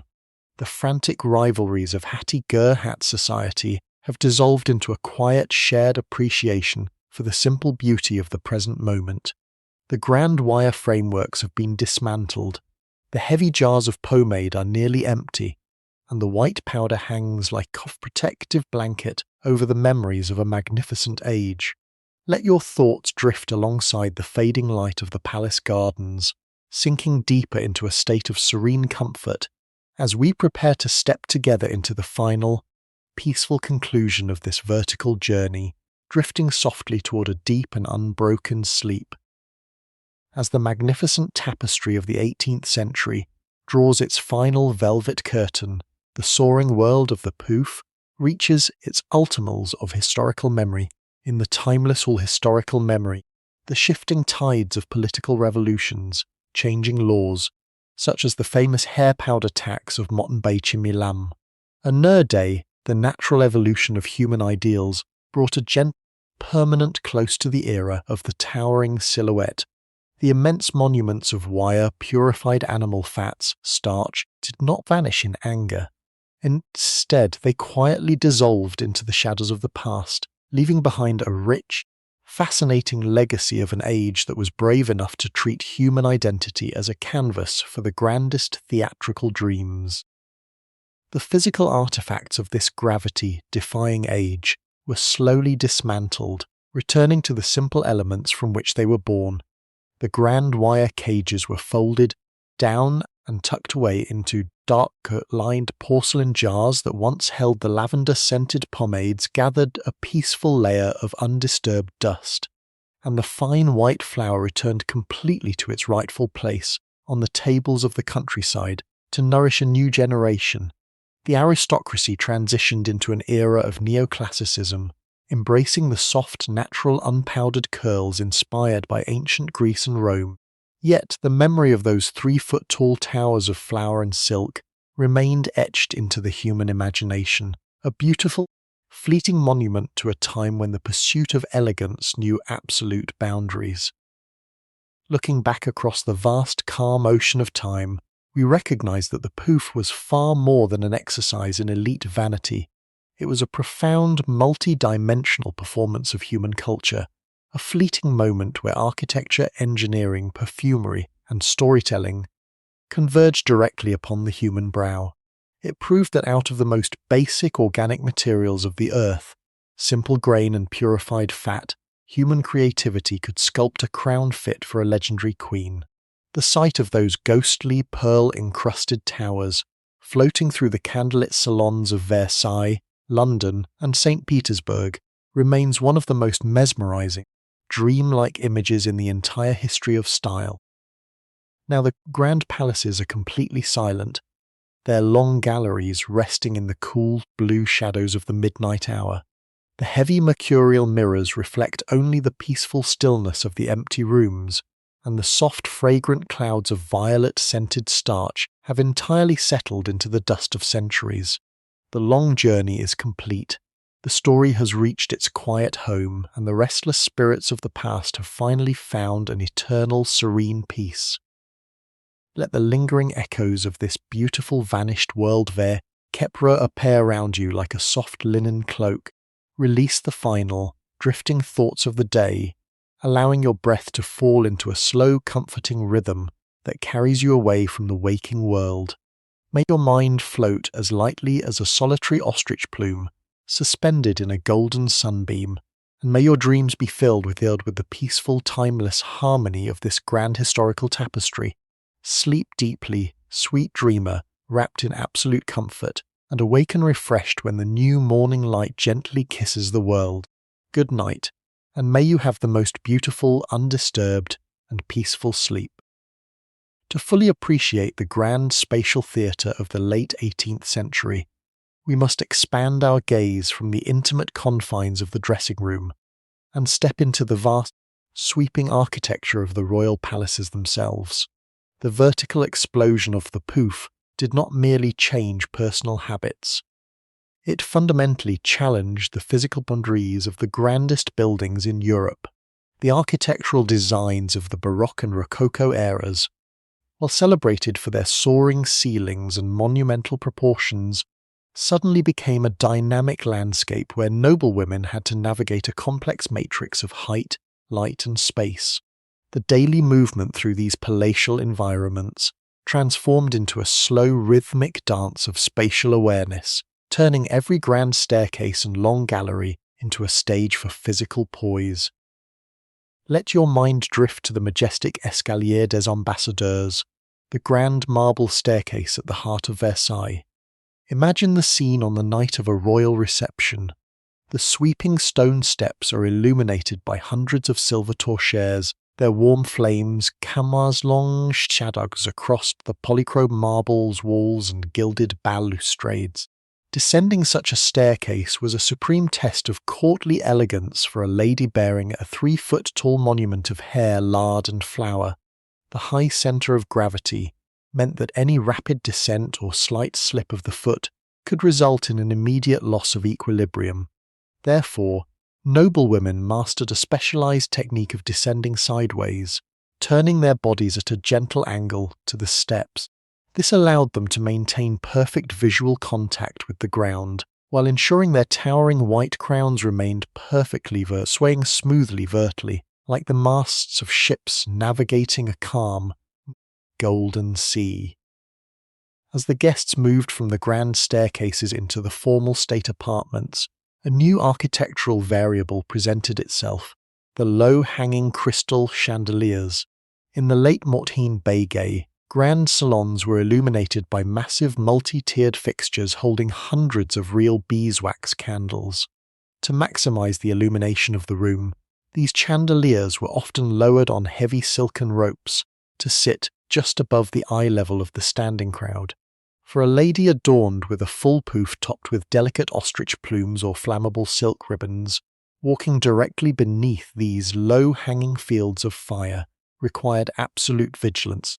Hairdressers and attendants would carefully inspect the height of the venue beforehand, advising their clients on which pathways to take through the salons. Women developed a subconscious habit of gently tilting their heads or executing a slight graceful curtsy whenever they passed beneath a cluster of candles, ensuring that the pristine white flower dusting their hair remained safely away from the flickering heat. This constant negotiation with space extended into the grand galleries, such as the famous Galerie des Glaces. Walking through a room lined with 73 meters of continuous mirrors offered a spectacular, infinite reflection of the vertical fashion movement. When dozens of noblewomen, each carrying a monument nearly a meter tall, gathered in the same space, the room appeared to be filled with a moving forest of white powder and shimmering silks. To avoid colliding with one another's delicate creations, the elite developed a sophisticated system of spatial etiquette. They moved in precise elliptical patterns, giving wide clearance to anyone wearing exceptionally wide dresses or exceptionally tall hair. The entire room functioned as a beautifully synchronized ecosystem of luxury, where human movement was perfectly calibrated to protect the structural integrity of artifice. To fully envelop ourselves in the delicate sensory world of the late 18th century, we must gently shift our awareness from the visual grandeur of the pouf to its invisible, yet profoundly influential olfactory landscape. The reliance on organic kitchen ingredients, rich animal fats for structural adhesion and finely ground wheat flour for color, created a unique ongoing challenge for the high nobility.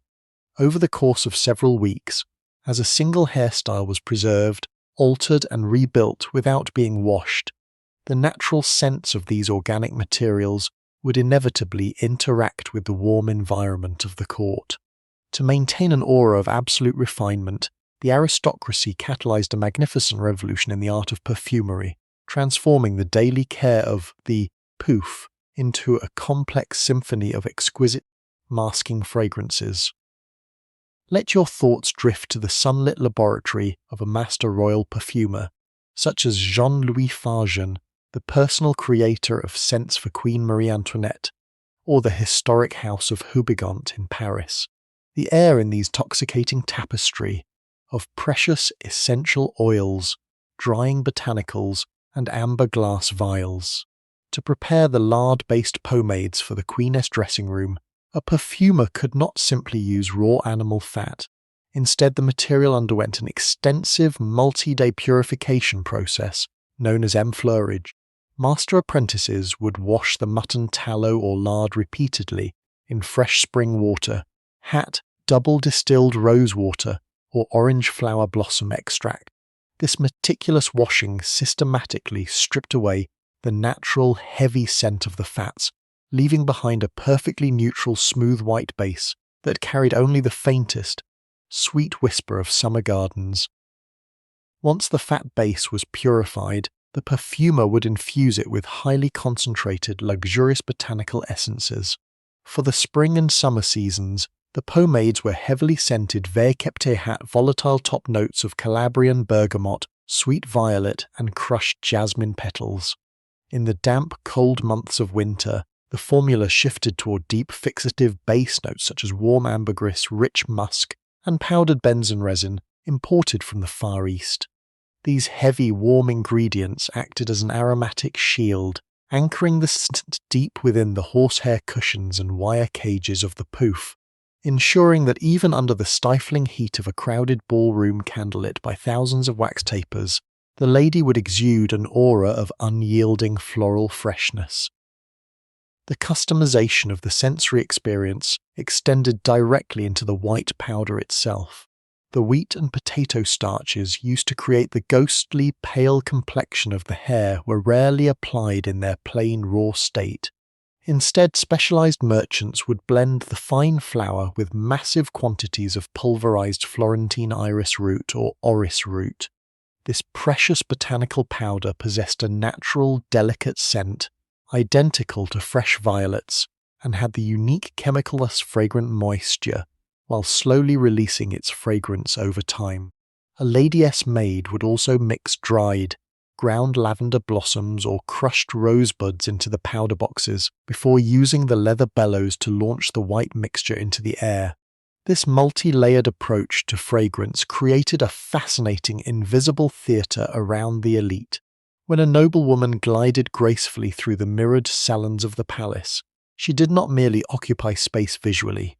She left behind a soft, lingering trail of violet-orange blossom and powdered iris that hung suspended in the ambient air long after her 3-foot-tall silhouette had vanished down the corridor. To find true tranquility in our exploration of this vertical wonderland, we must step entirely away from the bustling corridors of the capital and journey outward into the peaceful, rolling hills of the European countryside. The magnificent towers of the Pouf, while celebrated in the heart of urban high society, owed their very existence to the quiet, rhythmic labour of rural landscapes. The mounds of white powder that gave the aristocracy their ghostly, majestic appearance began as vast fields of golden wheat, swaying softly under the summer breeze. Tracing the gentle journey of this grain from the soil to the salon reveals a beautiful forgotten connection between the serene simplicity of nature and the ultimate heights of courtly artifice. Let your mind drift to a quiet valley in the late afternoon sun, where the horizon is dotted with the iconic silhouettes of traditional wooden windmills. The moulins à vent of the French countryside, or the grand post mills of the English shires. These structures were the unsung engines of 18th-century elegance. As the wind swept gently across the plains, the massive canvas sails of the mills would begin to turn in a slow, hypnotic rotation. Inside, the heavy timber gears clicked with a soothing, predictable rhythm, and the massive granite millstones turned against one another with a deep, comforting hum that echoed softly across the sleeping fields. Under the watchful eye of the master miller, the harvested wheat was slowly fed into the stone hopper. The gentle friction of the stones ground the grain into a fine, warm meal, filling the interior of the mill with a soft, comforting scent of toasted wheat and fresh earth. This was a world operating at a human pace, completely dictated by the natural currents of the atmosphere. Once the initial grinding was complete, the flour was carefully packed into heavy jute sacks, tied with hemp ropes, and loaded onto sturdy wooden wagons. These wagons would begin a long, slow journey toward the metropolis, their iron-rimmed wheels crunching softly of the stars under the quiet light of the sun, bringing the raw material of fashion to the gates of the elite. When the flour finally arrived at the specialized workshops of the city's hair powder merchants, the process of refinement began. To be fit for a queen's pouf, ordinary baking flour had to undergo a meticulous transformation. Apprentices would spend days sifting the flour through a series of increasingly fine silk screens, known as tamsis. This slow, repetitive motion separated the heavy bran and coarse grains from the ultra-fine microscopic starch particles. What remained at the end of this process was a powder so light and airy that it behaved almost like liquid silk, slipping effortlessly through the fingers and floating in the air at the slightest breath. This ultra-refined starch was then transferred to elegant porcelain storage jars, ready to be carried into the grand boudoirs of the aristocracy. When the personal maid finally used her leather bellows to throw this powder into the air around her mistress' head, the fine dust would settle over the lard-infused hair strands like a pristine layer of fresh winter snow. To fully surrender to the soothing currents of this historical dream, we must explore a highly specialized architectural sanctuary, created solely to contain the magnificent, billowing storms of hat-to-hat fashion, the powdering closet, known in French as the cabinet de toilette, as the Pouf reached its structural zenith and required increasingly massive quantities of finely sifted wheat starch. The act of powdering became far too expansive to be executed in an ordinary bedroom filled verkepter hat, heavy velvet draperies, and delicate silk tapestries.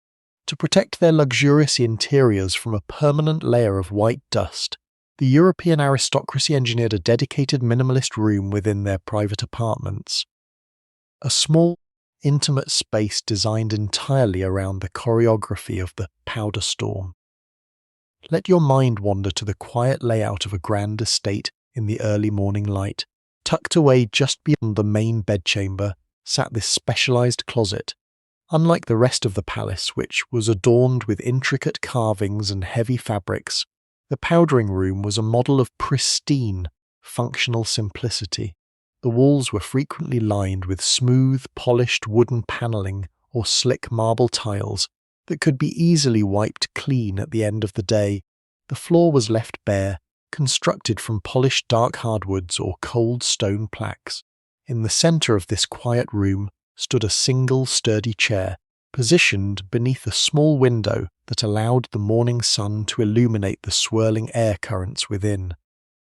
The ritual that took place inside this sanctuary required an array of unique, highly specialized protective accoutrements.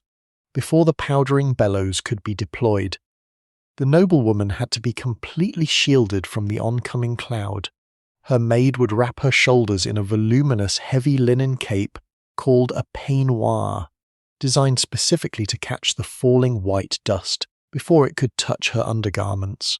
Next, the lady would lift a fascinating, whimsical tool to her face, a large cone-shaped mask crafted from stiff paper, heavy cardstock, or sometimes fine leather fitted with a tiny glass viewing window. Holding this protective cone firmly over her eyes, nose, and mouth, the lady would sit perfectly still, entering a state of quiet meditative isolation. Inside the dark, muffled sanctuary of the mask, the outside world would softly fade away. She could hear only the rhythmic, breathy clicking of the leather bellows as the hairdresser worked, pumping air through a reservoir of scented flour. With every squeeze, a thick, cloud-like mist of pristine white beam swirling gracefully in the sunbeams before settling gently over the lard-infused framework of her hair. To an outside observer, the lady appeared as a silent, mysterious statue, completely enveloped in a dreamy, spectral fog of violet-scented iris root and ground wheat. Once the storm had fully subsided, and the heavy particles had come to rest upon the towering silhouette, the hairdresser would gently signal that it was safe to remove the mask. The lady would lower the cone, stepping out of the small closet and leaving the ghostly white cloud locked behind the heavy wooden door, her hair bearing the smooth, matte perfection of an ancient marble crown. To deepen our serene journey into the material reality of this vertical era, we must step back into the sunlit morning hours and examine the exquisite, mechanical sanctuaries where the daily ritual of the Pouf began. The specialized vanity tables known as the coiffeuse or table de toilette.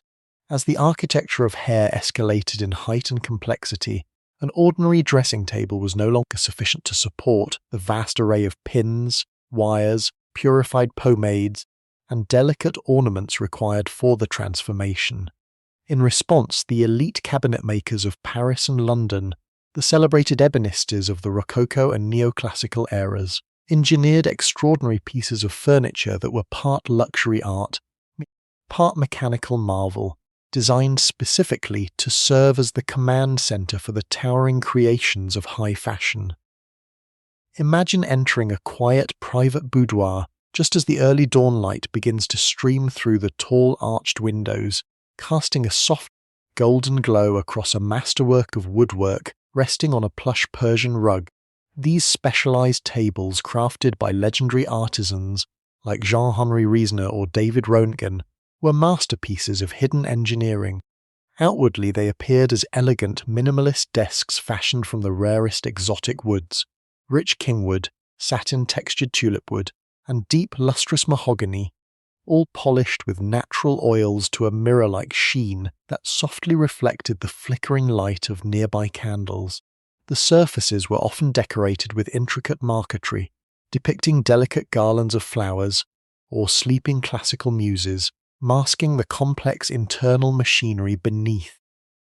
The true magic of the coiffeuse lay in its internal mechanical choreography, with a gentle, deliberate press of a hidden brass button or the smooth turn of a tiny silver key.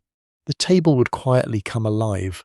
Specialized counterweights and miniature iron springs, lubricated with fine oils to ensure absolute silence, would engage beneath the wood. The central panel of the tabletop would glide smoothly backward or lift upward, revealing a large, heavy mercurial mirror that could be tilted at a variety of low angles. This specific tilting mechanism was essential. It allowed the noblewoman, sitting low in her chair, to observe the rising trajectory of her hair as her stylist built the wire frames upward, ensuring she could monitor the balance of the structure without having to constantly strain her neck. As the top panels opened, they revealed a symmetrical labyrinth of hidden velvet-lined compartments, sinking deep into the frame of the furniture. Each drawer was a custom-engineered sanctuary for a specific ingredient of the vertical craft. One deep lead-lined drawer was designed solely to hold the porcelain jars of lavender-scented pomade, keeping the purified animal fats at a perfectly stable, cool temperature to prevent them from softening before application. Adjacent to it sat shallow silk cushioned trays, holding hundreds of silver and iron hairpins arranged meticulously by size, alongside the collapsed, hinged wire cages that would soon form the internal skeletons of the day's Pouf. Another secret compartment opened to reveal the fine silk screens and soft leather bellows used to launch the cloud of wheat flour, kept perfectly dry away from any ambient moisture. The slow, rhythmic clicking of these hidden drawers, opening and closing, formed the soothing baseline of the morning routine. The lady would rest her arms on the smooth, padded leather extensions of the table, entering a state of calm anticipation as the master artisan extracted the tools of artifice from their secret wooden home. To fully understand how the spectacular craft of the Pouf captured the collective imagination of the 18th century, we must venture into the quiet world of intellectual scholarship and examine how this vertical art form was elevated into a formal academic science. The construction of these towering monuments of flour, lard and wire was not left to simple improvisation or uneducated hands. Instead, the high nobility demanded such structural precision and aesthetic harmony that the trade of hairstyling transformed into a prestigious, recognized discipline, complete with its own dedicated academies, legendary textbooks, and beautifully detailed technical manuals that treated personal grooming with this classical architecture or civil engineering. Let your thoughts drift into the serene, shadow-filled sanctuary of an 18th century royal library, where the scent of aged leather bindings and heavy rag paper fills the quiet air. Resting upon a polished mahogany reading desk is one of the most influential volumes of the era, L'Art de la coiffure des dames, published in Paris by the celebrated master stylist Sieur Legros de Rumigny. Legros was a visionary who recognized that the expanding height of fashion required a standardized system of education. He founded the Académie des Coiffeurs de Dames, a formal institution where the art of the Pouf was analyzed, taught, and perfected. Turning the crisp, heavy pages of his manual reveals an extraordinary world of copper-plate engravings, displaying precise architectural blueprints for the human head. The language within these historical treatises was borrowing terminology directly from geometry, physics, and classical design. Authors did not merely instruct readers on how to apply pomade, they wrote extensive chapters on the load-bearing dynamics of horsehair cushions and the tensile equilibrium of internal wire cages. The distribution of the purified animal fats was treated like the laying of a foundation for a grand monument, requiring a perfectly uniform thickness to ensure that the subsequent layers of wheat starch would adhere without clumping or shifting under the weight of gravity. Stylists studied the natural contours of the face as an architect studies a landscape, calculating the exact mathematical ratio between the height of the lady's forehead and the vertical trajectory of her powdered crown to achieve absolute visual harmony. Inside the quiet classrooms of the academy, young apprentices trained for years in absolute silence, practicing their movements on sculpted wooden dummy heads.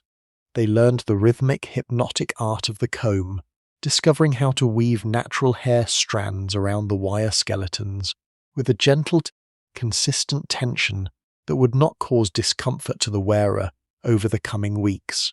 They practiced the exact wrist motions required to operate the leather powder bellows, learning to distribute the fine white flour in a smooth, atmospheric mist that settled over the hair like an even layer of morning frost.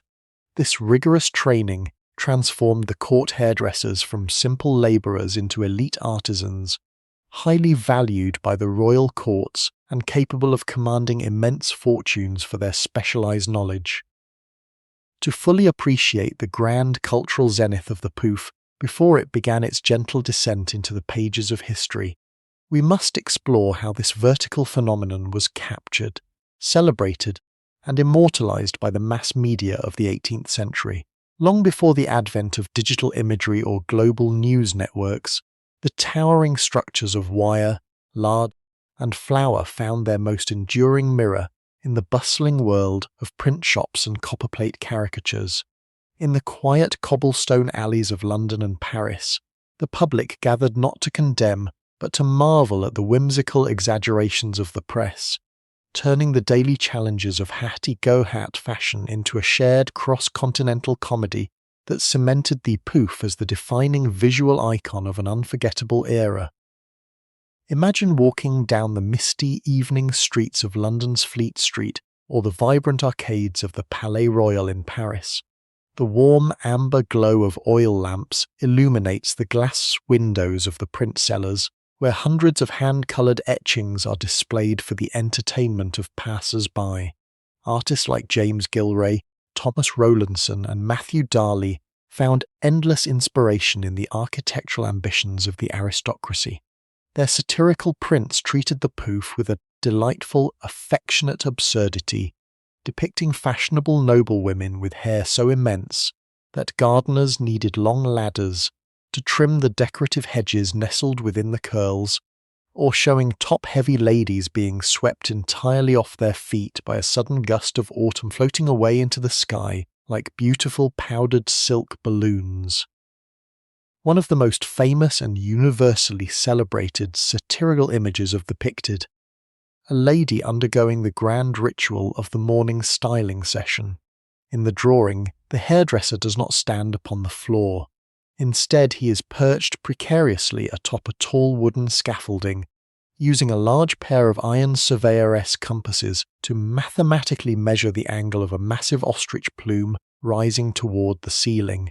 Nearby, an assistant uses a heavy garden shovel to load mounds of fresh kitchen flour into a massive wind machine, launching a pristine white storm across the room to coat the sticky, pomade-infused framework. These prints were not malicious attacks. They were a light-hearted, deeply human recognition of the exquisite lengths to which society would go to chase the phantom of absolute elegance. The aristocracy, far from being offended by these public parodies, eagerly participated in the joke. Noble women would send their servants to purchase the latest caricatures, mocking their own specific social circles, proudly displaying the prints in their private dressing rooms alongside their expensive cosmetics and ivory head scratchers. To be lampooned in a London print shop window was a definitive sign of social relevance, a public acknowledgement that one's personal style had achieved such vertical grandeur that it commanded the attention of the entire metropolis. The prints functioned as a beautiful, ironic tribute creativity, proving that the pursuit of beauty was powerful enough to reshape the artistic landscape of the entire Western world. To gently position ourselves at the penultimate threshold of this vertical era, we must witness the final twilight evolution of the Pouf as it gracefully adapted to the gathering shadows of a changing world. In the years immediately preceding the great historical transformations of the late Mortin Bey Tamye, the grand architecture of hair underwent a profound, melancholic shift in texture and form. The extreme, gravity-defying heights and the literal translations of naval battles or country pastures began to soften, yielding to a more intimate, romantic aesthetic known historically as the Pouf à l'enfant, or the childhood Pouf.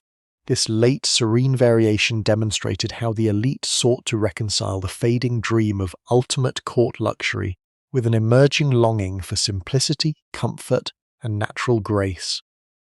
Imagine a quiet, private balcony at the Petit Trianon, Marie Antoinette's rural sanctuary away from the rigid etiquette of the main palace of Versailles.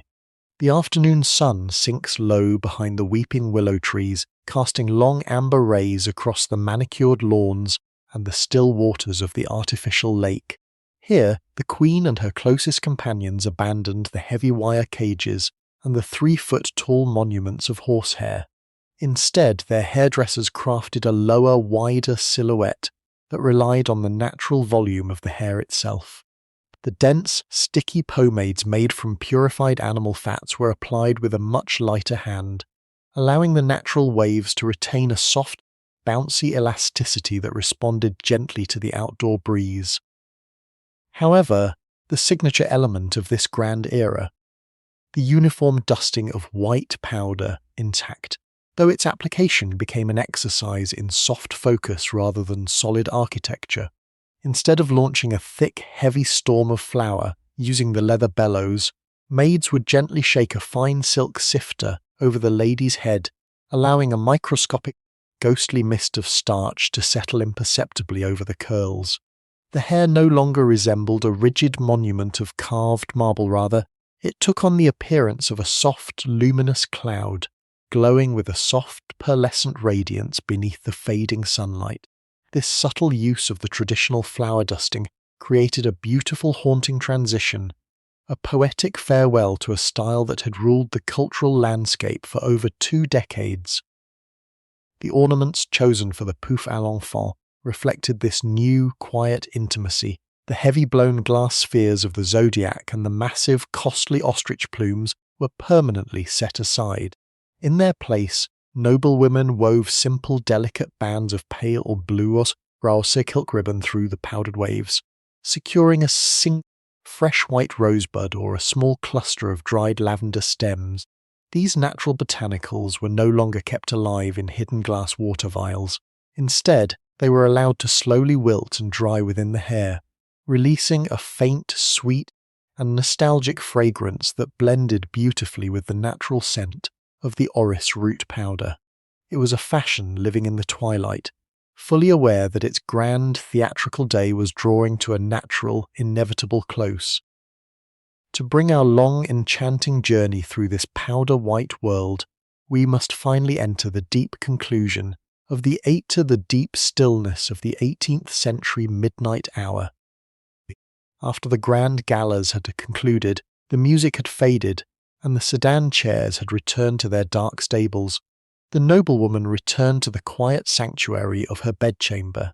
Here the final and most intimate ritual of the day took place, preparing the magnificent Pouf for a night of absolute stillness. Because these towering structures of wire, lard, and flour were designed to endure for weeks at a time, sleeping required a specialized, highly sophisticated system of protection, turning the act of rest into a beautifully choreographed meditation on preservation. Imagine a spacious, shadow-filled bedroom where the only light comes from the dying embers of a marble fireplace, casting a warm amber glow across the heavy velvet bed curtains.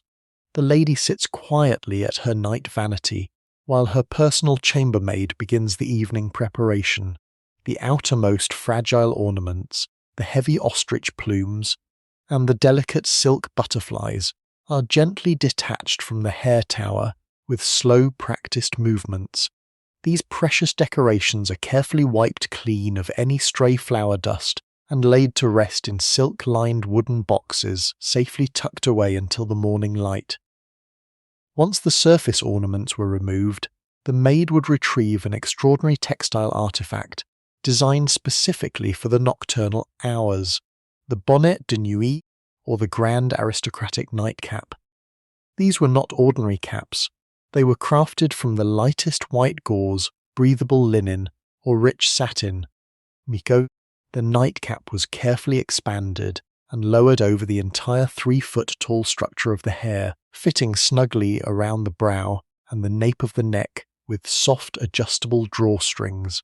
This cocoon of fine fabric served a vital dual purpose. It held the thousands of silver pins and horsehair pads securely in place against the friction of the pillows, and it acted as a pristine shield, ensuring that any microscopic particles of wheat starch that loosened during the night would remain contained within the cap.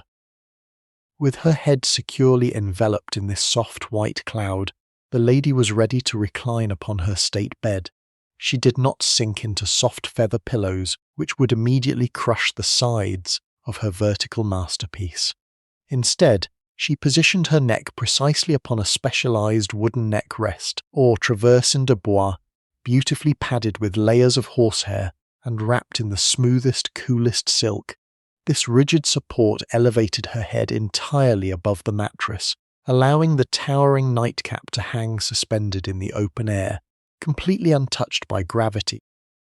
As the magnificent tapestry of the 18th century draws its final velvet curtain, the Pouf reaches its ultimate quiet destination in the timeless halls of historical memory. May the shifting tides of political revolutions, changing laws, such as the famous hair powder tax of Montbéchin-Milam, anneur day the natural evolution of human ideals, brought a gentle, permanent close to the era of the towering silhouette. The immense monuments of wire, purified animal fats, and fine wheat starch did not vanish, and instead, they quietly dissolved into the shadows of the past, leaving behind a rich, fascinating legacy of an age that was brave enough to treat human identity as a canvas for the grandest theatrical dreams. The physical artifacts of this gravity-defying age were slowly dismantled, returning to the simple elements from which they were born. The grand wire cages were folded down and tucked away into dark attic trunks. The lead-lined porcelain jars that once held the lavender-scented pomades gathered a peaceful layer of undisturbed dust, and the fine white flour returned completely to its rightful place on the tables of the countryside to nourish a new generation. The aristocracy transitioned into an era of neoclassicism, embracing the soft, natural, unpowdered curls inspired by ancient Greece and Rome. Yet the memory of those 3-foot-tall towers of flower and silk remained etched into the human imagination, a beautiful, fleeting monument to a time when the pursuit of elegance knew absolute boundaries. Looking back across the vast, calm ocean of time, we recognize that the Pouf was far more than an exercise in elite vanity. It was a profound, multi-dimensional performance of human culture, a fleeting moment where architecture, engineering, perfumery, and storytelling converged directly upon the human brow. It proved that out of the most basic organic materials of the earth, simple grain and purified fat, human creativity could sculpt a crown fit for a legendary queen. The sight of those ghostly, pearl-encrusted towers floating through the candlelit salons of Versailles, London, and St. Petersburg remains one of the most mesmerizing, dreamlike images in the entire history of style. Now the grand palaces are completely silent, their long galleries resting in the cool blue shadows of the midnight hour. The heavy mercurial mirrors reflect only the peaceful stillness of the empty rooms, and the soft, fragrant clouds of violet-scented starch have entirely settled into the dust of centuries. The long journey is complete, the story has reached its quiet home, and the restless spirits of the past have finally found an eternal, serene peace. Let the lingering echoes of this beautiful vanished world kept reappear around you like a soft linen cloak. Release the final, drifting thoughts of the day, allowing your breath to fall into a slow, comforting rhythm that carries you away from the waking world. May your mind float as lightly as a solitary ostrich plume, suspended in a golden sunbeam, and may your dreams be filled with the peaceful, timeless harmony of this grand historical tapestry. Sleep deeply, sweet dreamer, wrapped in absolute comfort, and awaken refreshed when the new morning light gently kisses the world. Good night, and may you have the most beautiful, undisturbed, and peaceful sleep.